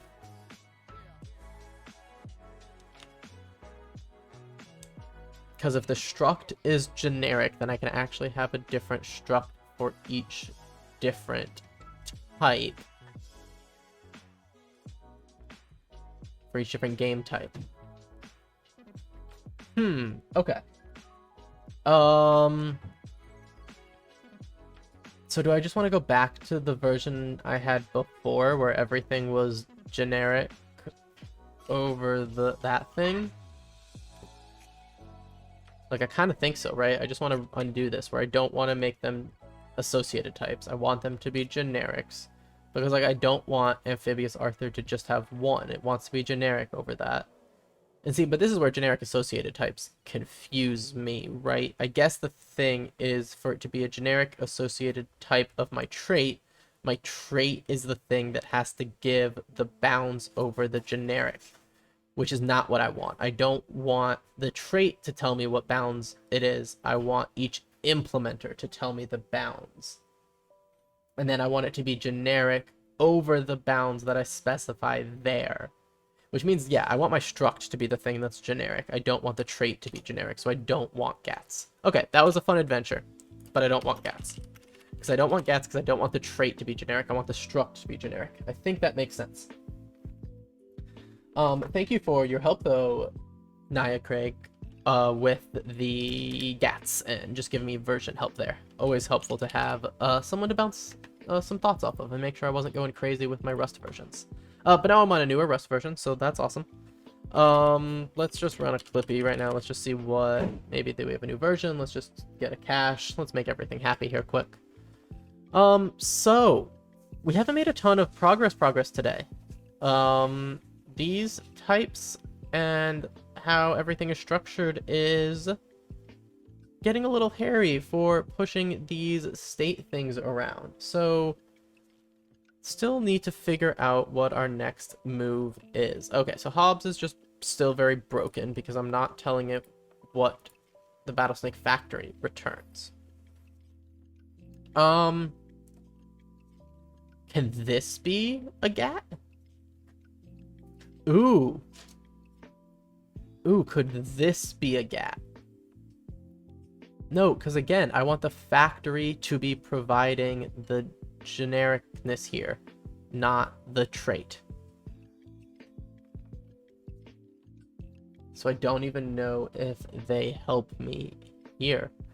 Because yes, I could make this have a wary thingy, but when I implement it, I just get to item A where self is A.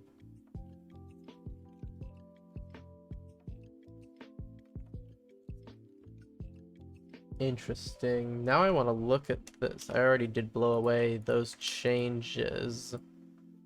But this actually has the where there. Could I leave off that there and just put it here?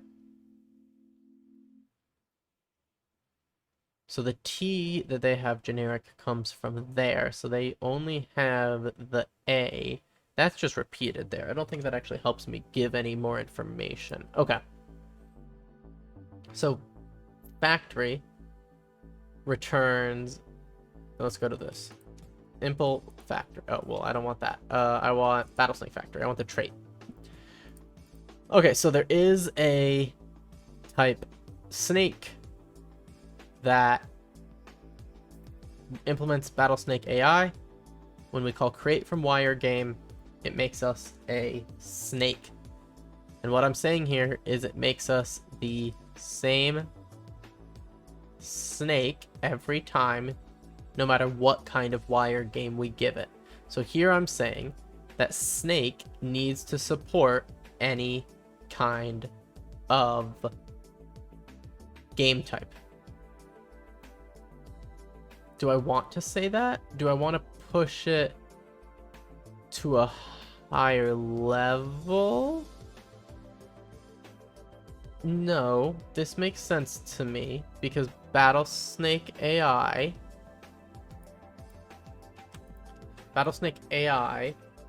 doesn't take anything. It doesn't care about basically anything. But does that make sense? Should it be generic over a game type? Yeah. Well, what if it had a board type?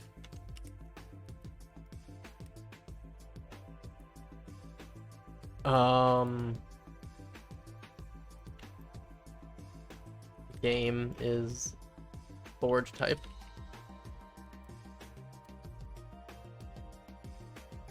Okay. Yep. Impl board type. T is a BattleSnake AI for board type.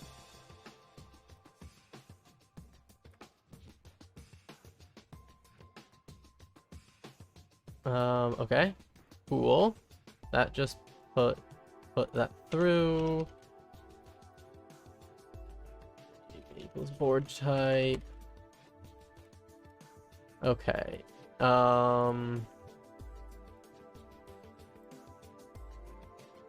Cool. I don't actually really know if I need this boxy thingy. That's like probably to do. Do I need this at all? Okay, so public trait for a factory. The factory is now gonna be generic over the T. Does that make sense? Because if I'm saying that the BattleSnake AI is generic over the board type, that then kind of implies that BattleSnake Factory is going to be generic over it. Because I don't want the factory to have one associated type. It needs to have multiple.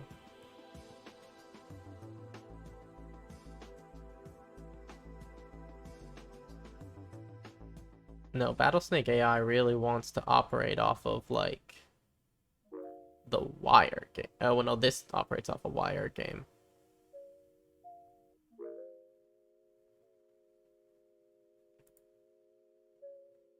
Well, that's actually interesting. Yeah. BattleSnake AI. This should... It would make more sense if BattleSnake AI operated off wire board games, right? You get a wire board game from the AI, from the thing, you do whatever the hell you need to do with it, and you return a move. This shouldn't be generic over board type. But what it should do is this should, like, have a wire game. Make move for BattleSnake AI. Yep, you have a state for your snake. Right now I'm saying the state doesn't have anything to do with your game type. Well, I'm not saying that here. I'm just saying the state goes with an implementer of BattleSnake AI. But there's only one BattleSnake AI, right? Which is interesting. You'll only implement BattleSnake AI once for any struct regardless of the game type it's using internally. Think that makes sense? BattleSnake AI is not generic over anything now. This becomes wire representation game.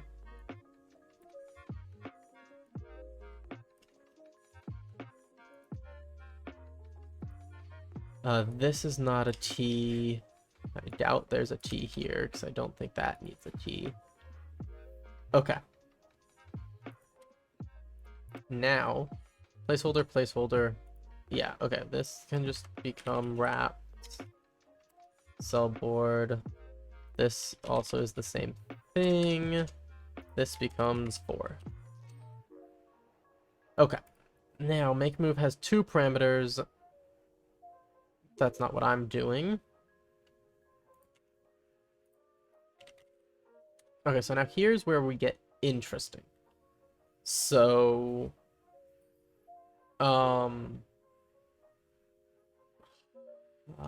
Amphibious Arthur has a game, and that game is generic, and it's not going to be a wire game. But like we're gonna get a game.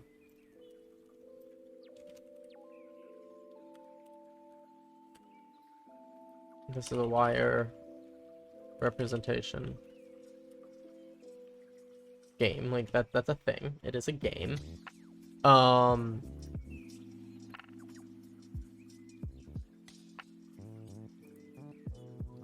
So but like in the factory, create from wire game. So if I'm passing the, oh well, interestingly enough, Amphibious Arthur just works off of the wired game. Okay, so this becomes easier because I didn't realize that Amphibious Arthur just worked off of wired game.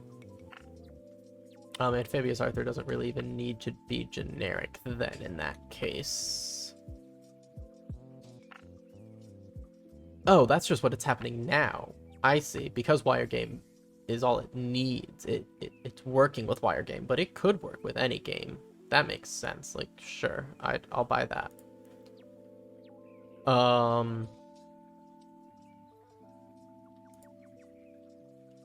Yeah, okay. That makes sense. So impl this for any T.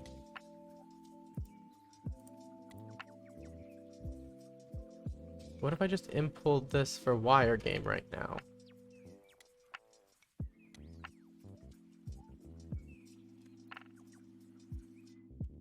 Yeah, okay.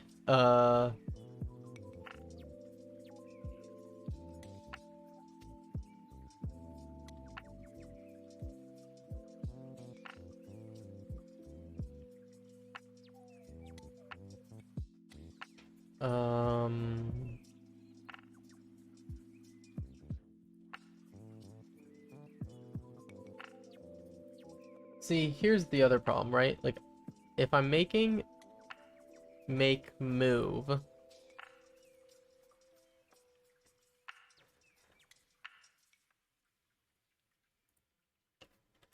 so what's the thing? I can do, what is it? It's a phantom data.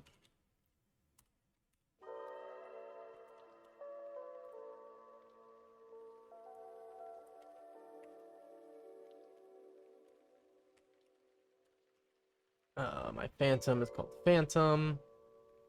Okay. So, Amphibious Arthur is generic, but generic for absolutely no reason.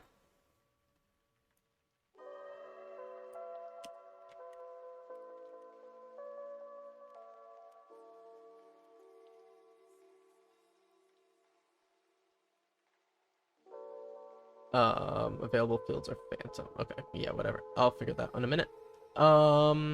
Okay, so now Arthur, like, you get created from a wire game and you throw it away.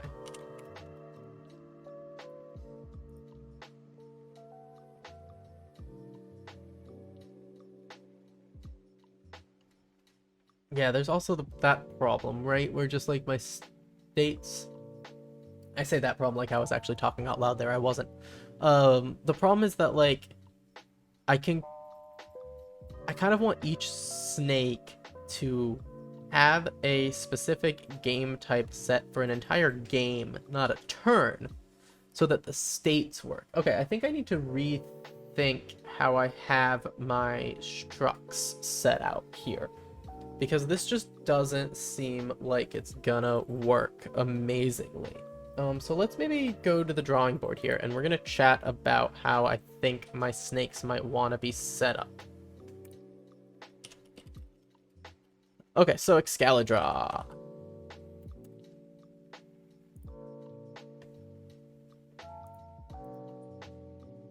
Not live collaboration. I want like the app dot. Yeah, sign in. This one apparently. Yeah, okay. Make a new thingy, new sync thingy. Okay, okay, so let's see what we want to do here. Everything's just a tiny bit different than last time I was here. I like this though. Okay. So we have a few concepts here. What do we have? Okay, so we have a, I just don't even know what I'm thinking here. Okay, so we have a few things. Like right now I have a snake. So BattleSnake AI. Actually, let's talk about what we want, right? Okay, so we have like a timeline or something, right? And then at like different turns, there's like turn 0 here. And then we have like, turn 1, let's just go to turn 10, right? And then like, turn 20 is down here. But then we also could have, like, these are games, right? So then we could have another game running at the same time, where, like, this whole thing is, like, game 12 or something, right?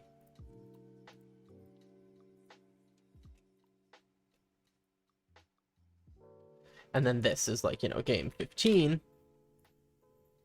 And then, so games, kind of, are the things that have associated board types. Wrapped horse snakes, right? Because, like, a board type is determined by the rules of the game, and that's owned by a game, right? Turns are underneath. So this one, and this is, like, maybe this is standard. 2 snakes. Right? Okay. And so I want a snake, right? We could zoom out here now. And then there's like the concept of a snake is bigger, right? Like the idea of a snake, like, is bigger, right? So like hovering Hobbs might be playing in 2 games at once. Extra large.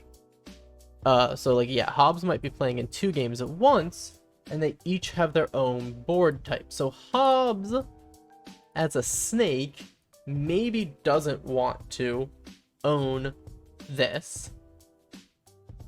But maybe Hobbs as a concept isn't the struct here. I don't really think that is the case.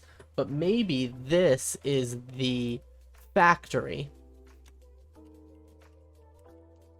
that can spawn the green. Factory spawns green games. See, so from the factory, we can take in a wire game. Yeah, okay. So the input to here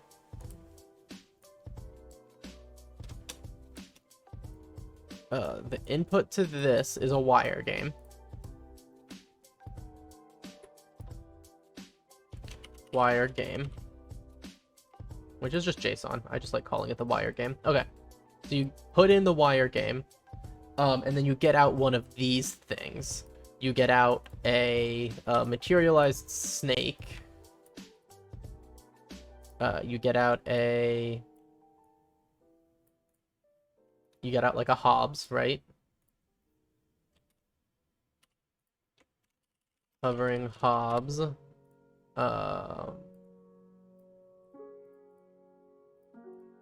You get a hovering Hobbs, and you get like these things set, right? So game 12 wrapped this. And then we get some state though as well. Boop, boop. You also then get some state. Like some hash map or something, right? This type is decided here. Maybe it's using some generic on this. And then once we get here, what is Hobbs actually like input, right? So like we have a Hobbs. Let's go here. I think Hobbs also wants to get a wire game, right? Because like we get that from the server. That's just how that works. And then on the flip side of it, we want to get a move out. Okay.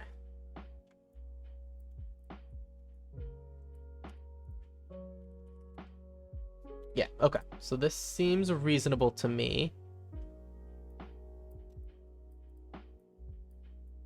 And then the other thing that's interesting here is that this gets saved in between turns. Oh, this has wire game. Yeah, and then on each turn, on each turn, which is going to be way bigger font. On each turn, we do this. And this is like the same thing as somewhere else.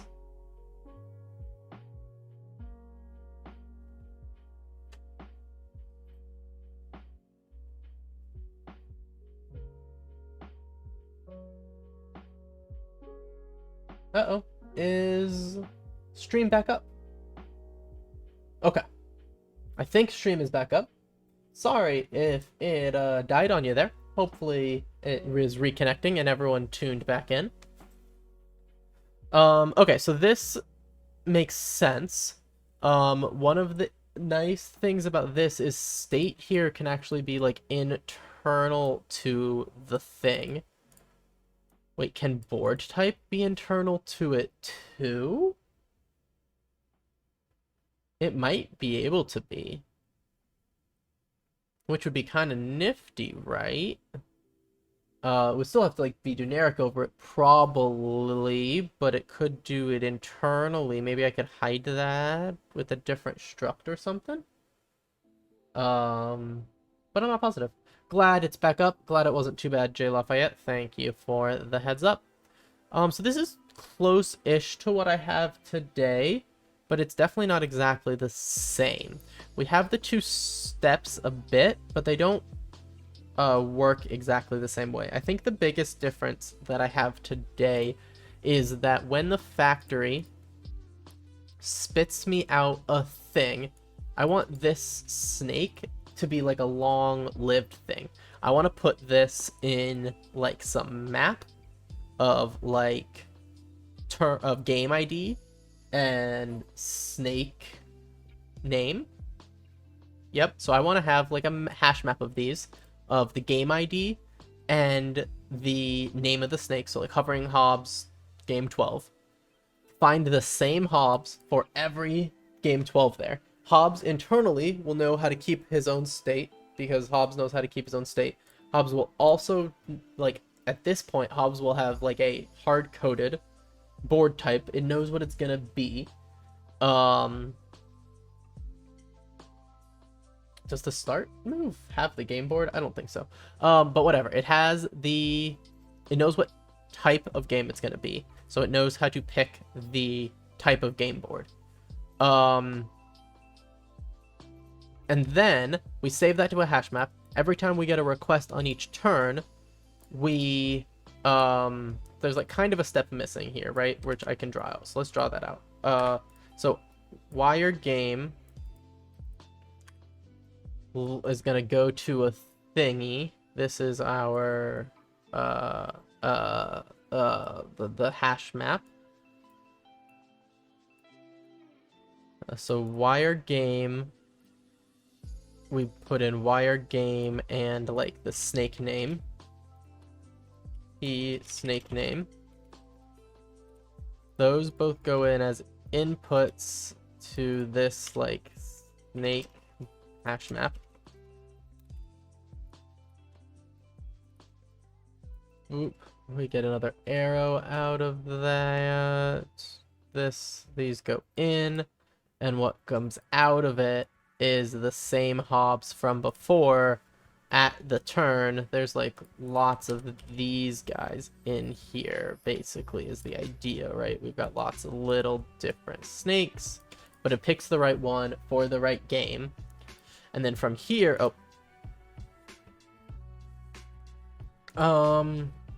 I think we do, so like, again, it's fine, but it's interesting, right? I need this again over here so that I can give this the wire game as well, and then it'll give me a move.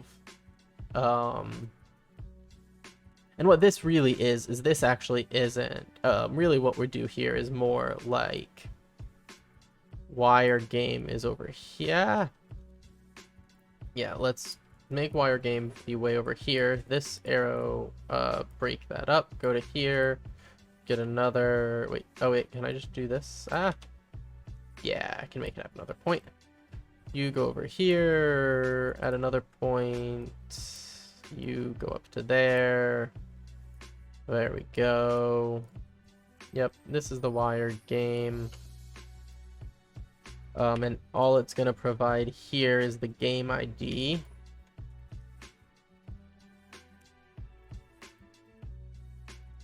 Yep, so we just need to know the game ID and the snake name. And then we're going to give the whole wire game to this. It'll make a move. Okay, that feels right to me. That's what we're going to shoot for now. And so let's see, what structs am I going to need and how are they going to need to be, what are they going to need to be generic over, and what is the interface? So my factories here, and these only need to run, these don't need to run very often. These are only going to need to run basically like on the start of the game. Or if there's like an empty hash map sometime, but that shouldn't really happen. So my factories have a single thing. Okay, so now we're getting back into the Rust stuff that I think was giving me a bit of pain before. So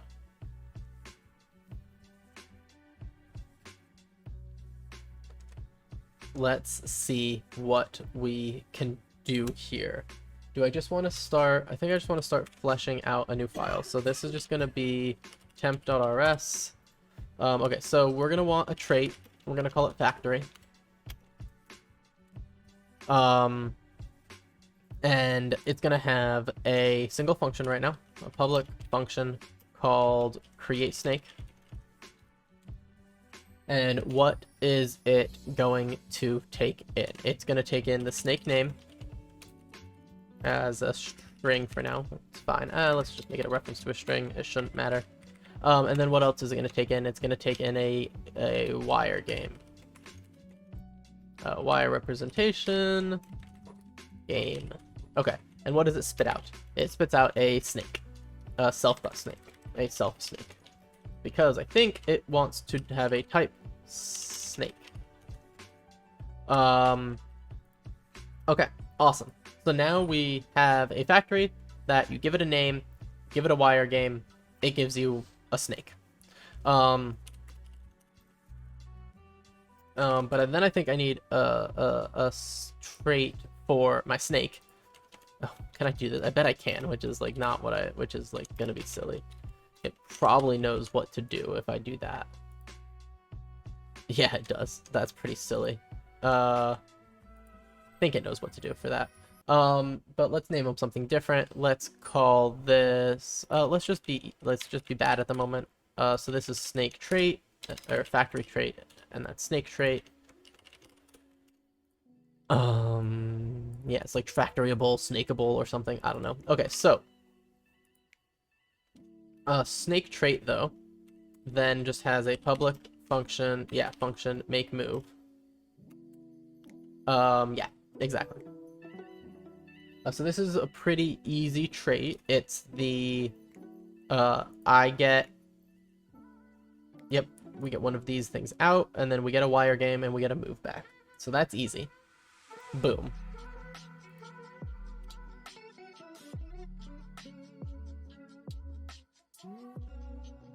Okay. But now I'm gonna need, so let's say I have a struct that's like Hobbs. That's gonna be my Hobbs snake. It's gonna need a initial like a game type. It's gonna need like an initial game, initial game. And this is gonna be a T because now I don't want it to be a specific one. I want there to be lots of different things. Board type.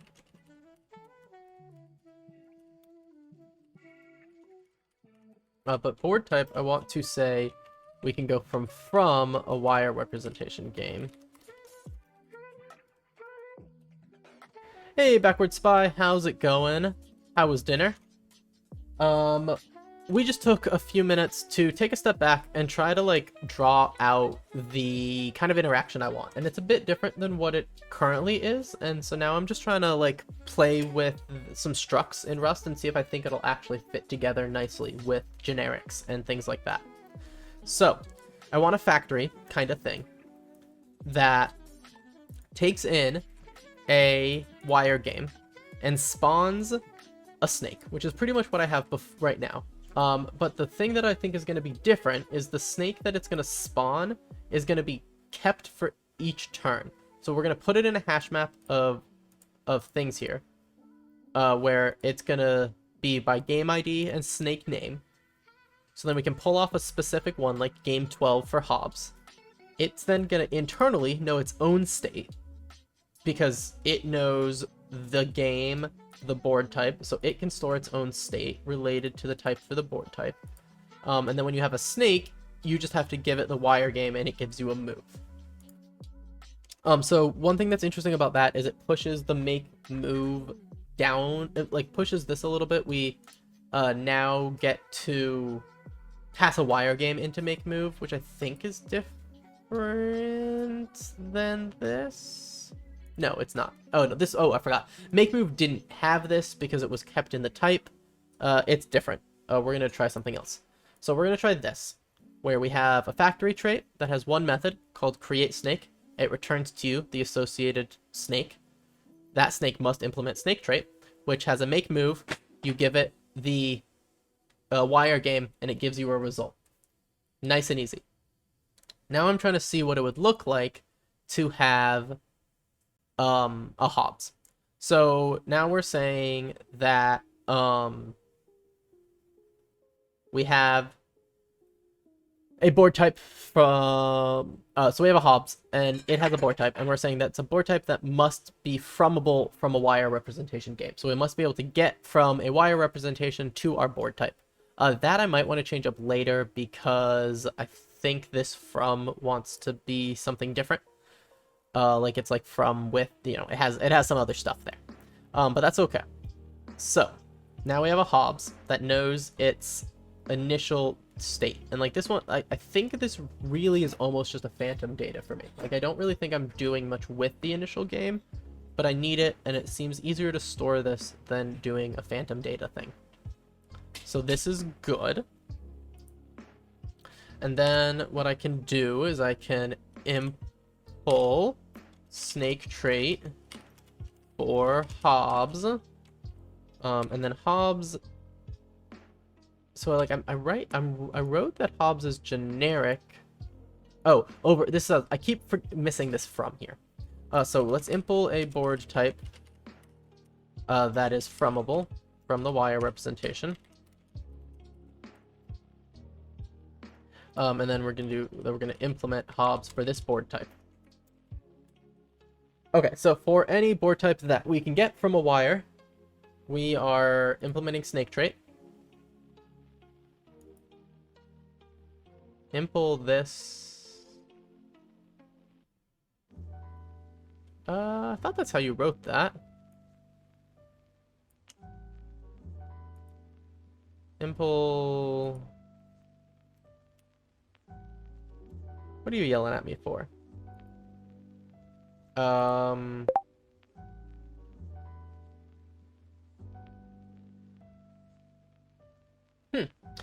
Got a weird noise in my headphones, but I'm not really positive what it was from. Okay. Impl this thingy. Yeah, what's wrong about this then? Impl. Ooh, you heard it too, Backward Spy. A little bloop. I wonder what the little bloop came from. If you heard it, then it must have been something that would come over stream. But I'm not positive what it was. Not a huge deal, I don't think. But something tried to notify me. Well, okay. Okay, so I do have, yeah, the mystery bloop, right? As long as it doesn't keep happening, I think we'll be okay. Okay, so now we have our snake trait, public function make move. Oh, I don't think this needs to be pub. I don't even know if that makes sense there. I don't even think that makes sense there. I think but that's not a big deal. Okay, so make move. Make move. There we go. Okay. Yep. Self game wire representation. From game. Yep. Okay. So then we just get our board type. We call board.getMove. Move. That's not what we want at all. But like, here's where there's logic, right? A board get move doesn't exist. But like, if this was constant Carter or something, this would just be turn right. Okay. The from here makes it easy, right? Because then I just go wire game, make the thing I need, and then I operate off of that. Okay.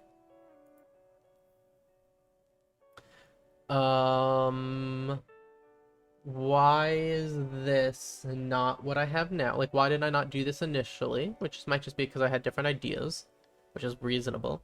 But I am kind of curious here. Create snake doesn't need a snake name here. No, because we're gonna know what... Yeah, we don't need that.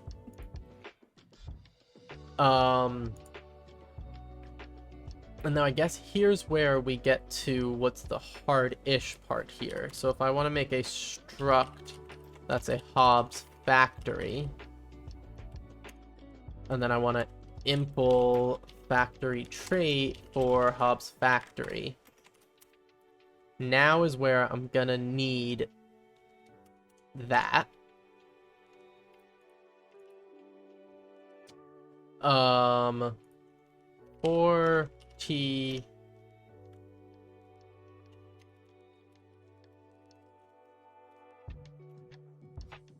T where T is like a position gettable game or something. Yeah, okay, well, let's Rust type for, like, there's a thing with gats that I'm like, this is the thing where like you're supposed to be able to do some fancy Rust type 4 gat associated. Yep. One of these should hopefully have this one doesn't. I've looked at this one a lot. This one I also don't think does because I've looked at it a lot. This is the tracking issue for it.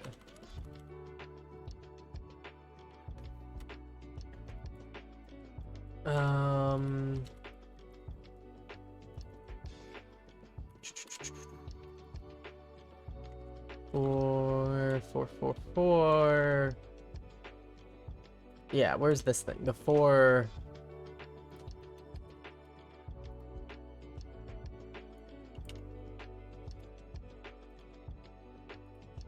Yeah, where's this thingy-mabobber? Where? Okay, so type snake equals T where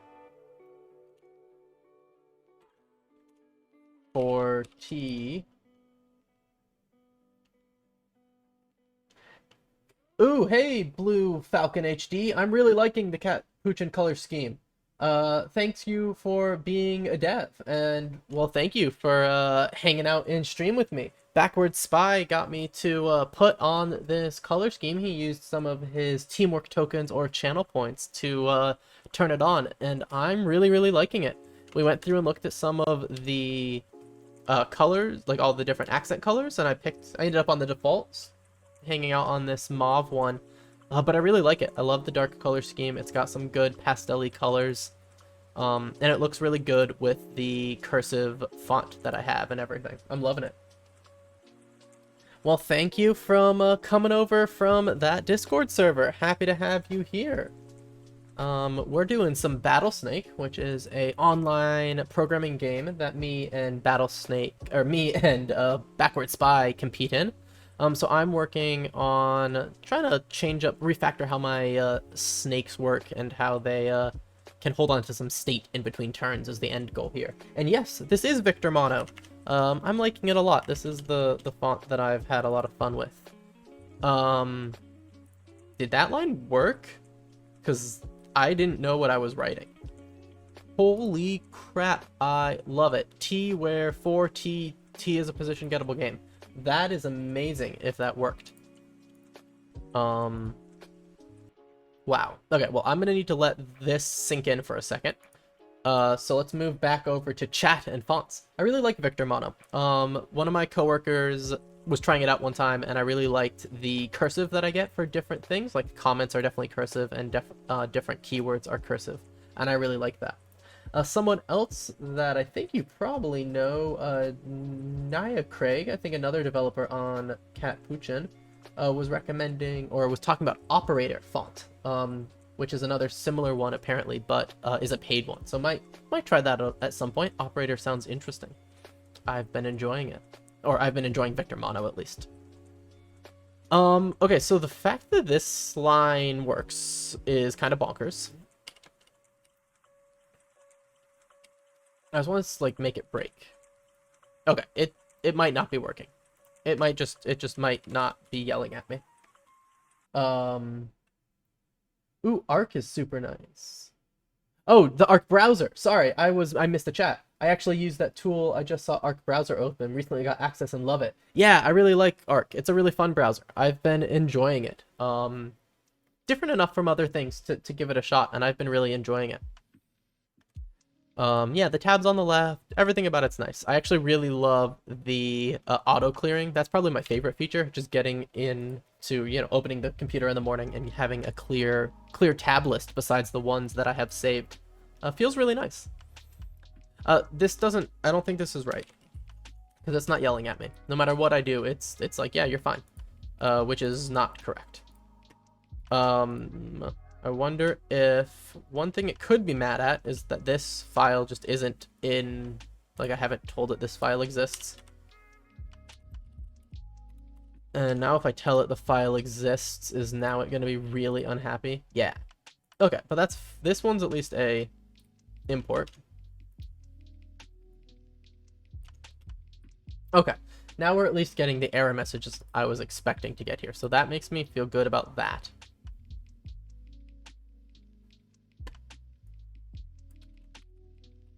Okay, so that means this T where T thingy doesn't work, which is like not crazy. It would have been absurd if this worked. Only lifetime parameters can be used in this context. Okay, so I don't think I can do what I wanted here. Higher ranked, this is what I wanted though. Higher ranked type bounds. Okay. Like, I'm not sure this is actually going to be helpful, but this is what I was looking for. But you maybe can only use higher ranked trait bound thingies with lifetimes. Okay, that's unfortunate. Typed bounds may be higher ranked over lifetimes. These bounds specify a bound that is true for all lifetimes. For example, a bound such as this were to require an implementation like this. And then we could use, I'm not reading that well, but that's okay.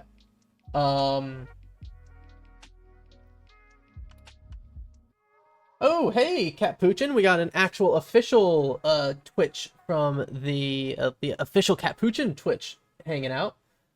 Yes, Backward Spy did use some channel tokens, some teamwork tokens as we call them around here, to switch up the color scheme.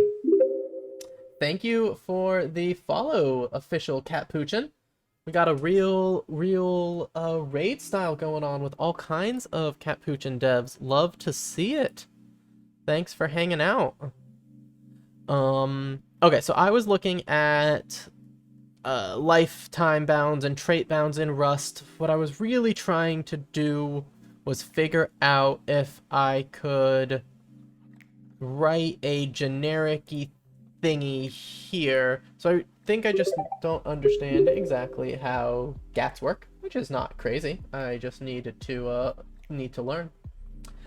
But what I wrote here doesn't work. This just isn't valid syntax. Oh no, did I not change my editor today? My title's wrong.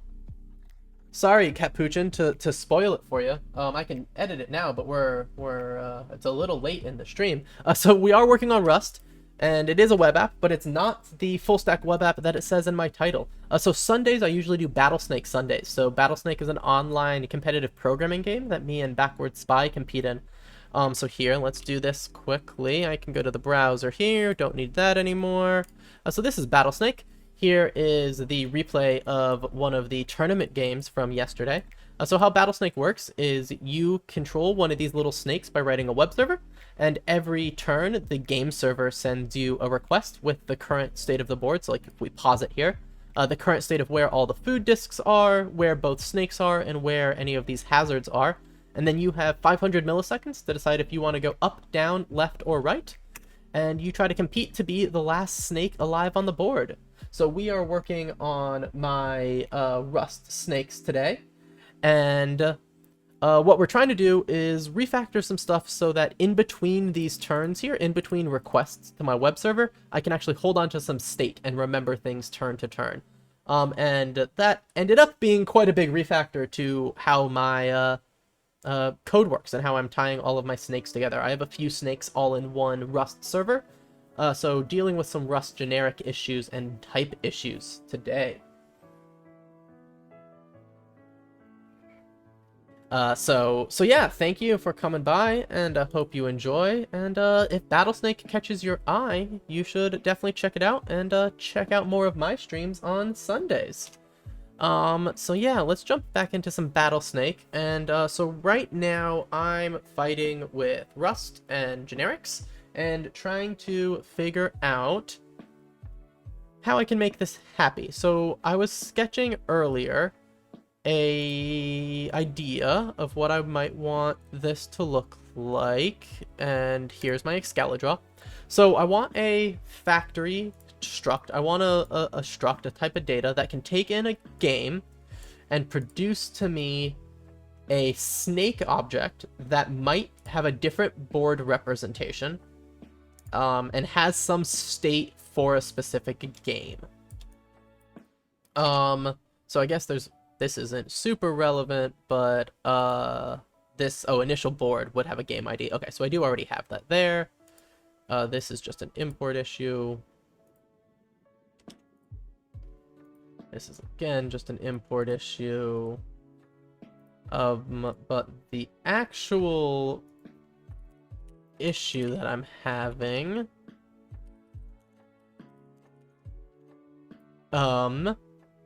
is in creating the traits and stuff. So I have my factory trait. It's supposed to have one method, create snake. You give it a wire game and it gives you the correct snake. And when you implement this trait, you have to tell it what type of snake you're going to return.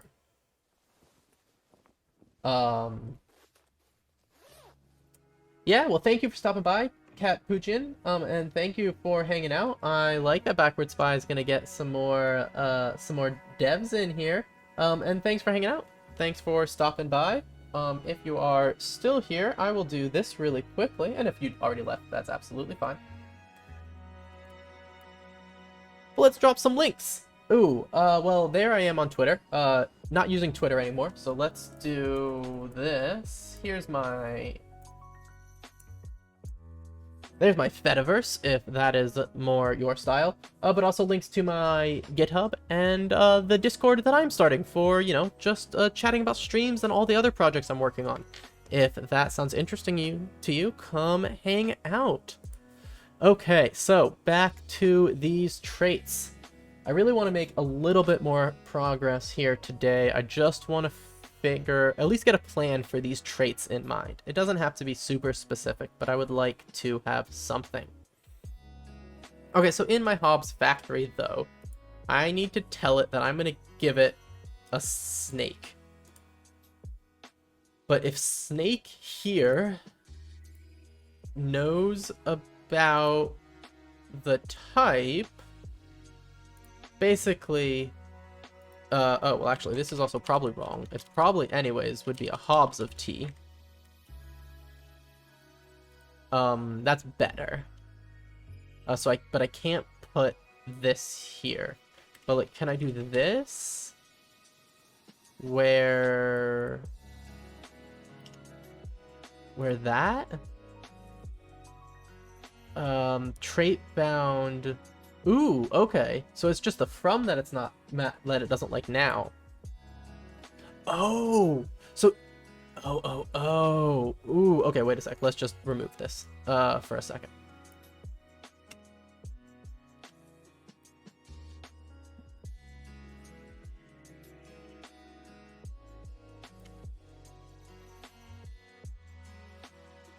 Okay, I just want to see if things compile like this. No, it still doesn't. Snake has 1 type parameter, but its declaration has 0 type parameters. Okay.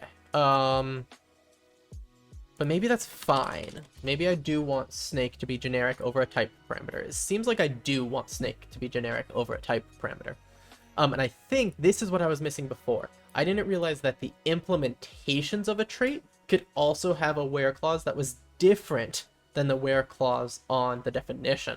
Because here I don't have a where clause. I'm just saying like, there's a snake of a T, it implements snake trait. Whatevs. And what I'm not saying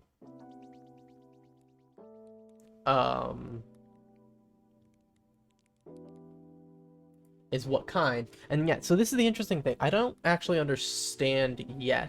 I don't think. Oh wait, no I do, because that's the return type. Oh wait, okay. Position gettable game has stricter. Okay, so it's not actually gonna let me. It's mad at me. Impl has stricter requirements than trait impl has extra requirement. Okay, so can't do that. Man, that was so close to being really cool. Sometimes I forget that I have to actually fix my Rust errors, some of my Rust errors before I get more errors. So I got a little excited there. Yeah, because I want to be able to say what the T needs to be for Hobbs.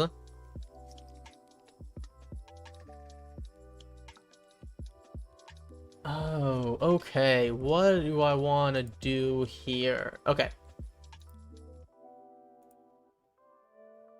I have a factory. Do I just need the factory to also be generic? Like, do I just need to have the generic thing all the way through, and then I, like, tell it the type of factory? Like, because I can do this, right? Like, I can do this as also having a board type.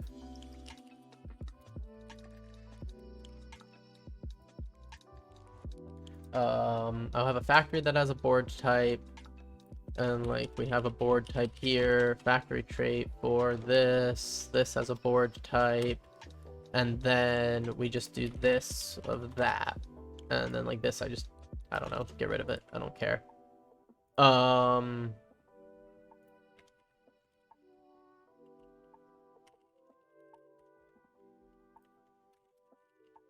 Okay, so that'll compile here, right? Like that, it doesn't care about this. The is already used for generic parameter in this item's generic parameter. What if I don't know. Just get rid of you. Board type parameter is never used. Oh yeah, I would need a phantom it or something.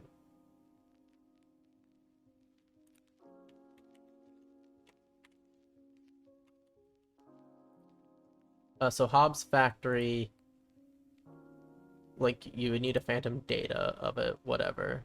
Can't find phantom data in the scope yet. It's because you need to include it. Snake. Yeah. But it didn't like me doing this. It was mad at me for that, wasn't it? Yeah, it's like you can't, it's already used for generic parameter somewhere else.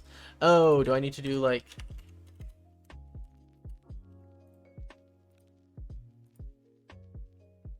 Oh, yeah.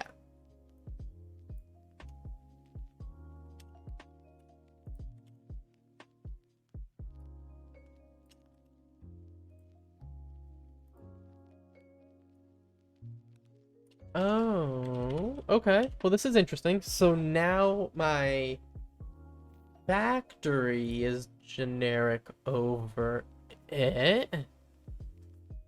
But again, that's not what I want. Do I though? Maybe I do. Maybe I want the Hobbs factory that can return to me that board type. Okay, so I still need, I'm just pushing where I create which board type around, but like maybe that's okay. Hobbs at a board type, and then like this, yeah, so like now I could add here that you need to be position gettable or something, but like that's fine. Okay. And then we're board type. Yeah, okay. But then if I have this... Oh, wait. Oh, the trait doesn't have it. Does the trait need to be generic over the type or just the struct? Right now, just my Hobbs factory is generic over it.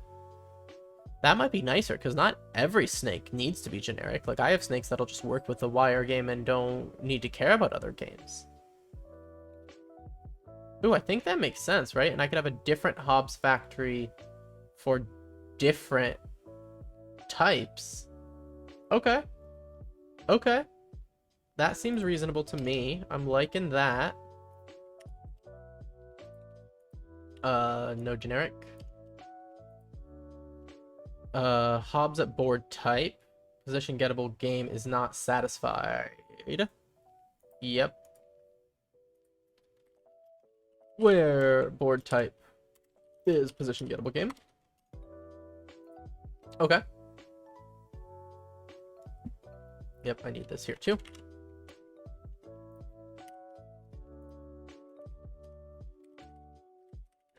So many things. There we go. Okay. Okay. So, yeah, I have that to do, so this thing just won't compile at all, but that's fine.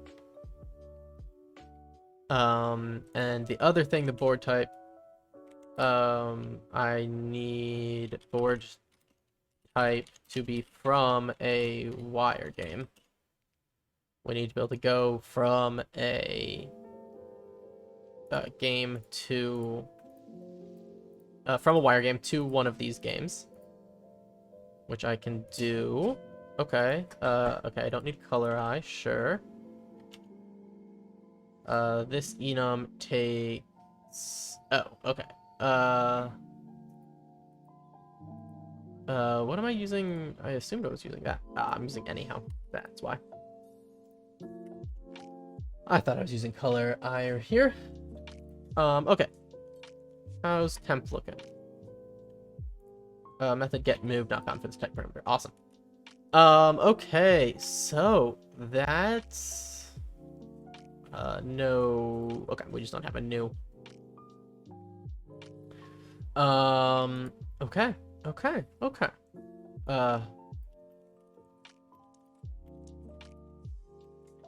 So this would be like initial game. I'm just trying to make sure that this works. Initial game is wire game.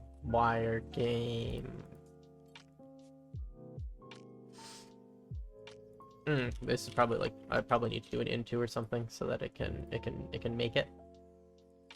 So I'm actually implementing the generic board type. I don't know if I want that. Oh no, but it should know. From don't I? Oh, I don't on this one. Boom. There we go. Okay. Okay.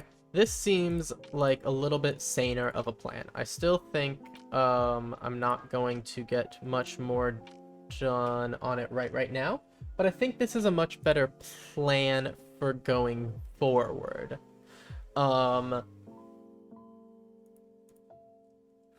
Yeah. Right now I have it where the factory, the actual factory can be generic. Let's see. So now I'm going to have a problem though where I'm going to have to pick the right factory for the right game. But that seems a little more solvable. Given a specific game, pick which factory to use. It's like gonna be something like the best sell board. I'm gonna need to use that, and then like, yeah, I'm not sure. Maybe from best sell board can turn into one of these. Ooh, that actually kind of makes a lot of sense. I might play with that. Well, that's gonna have to... okay, I don't know.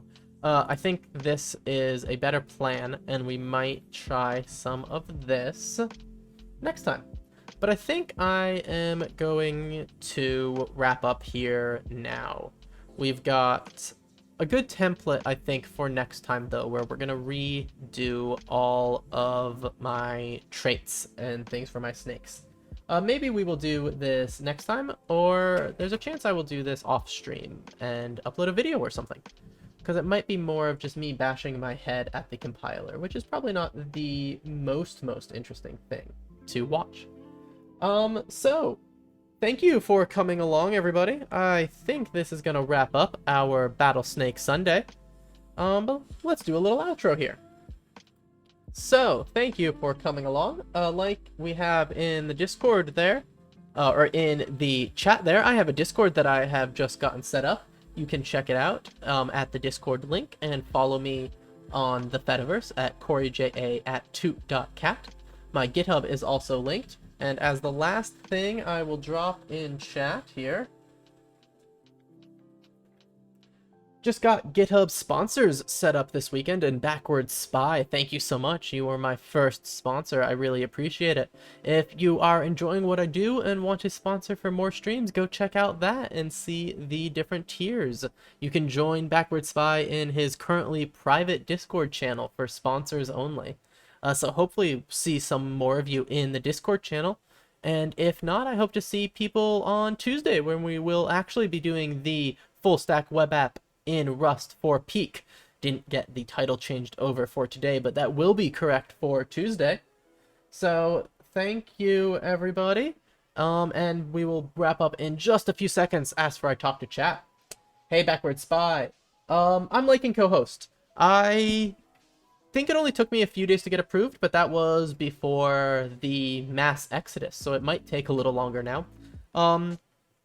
I've liked it, but I haven't been posting there too much yet. I think I'm gonna try to do some slightly long form posting over there. But I've been enjoying it. Definitely a different feel than Twitter or Mastodon, but I'm enjoying it. I like the CSS things you can add in, and it's definitely a fun place and a fun vibe. So liking it over there. M.A. Wilson, thank you for asking, because I wasn't good. Tuesday, we will be back at 8 p.m. Eastern Time. And if you check out either the BattleSnake Discord or my Discord, I will do some time zone conversion things so you can see what time zone that would be in your time zone. But again, Tuesday at 8 p.m. Eastern Standard Time, and then Sundays at noon Standard Time are the current streams. So thank you, everyone, for tuning in. I hope to see you on Discord or co-host or the Fediverse. And if not, I hope to see everyone on Tuesday for some full stack web apping in Peak.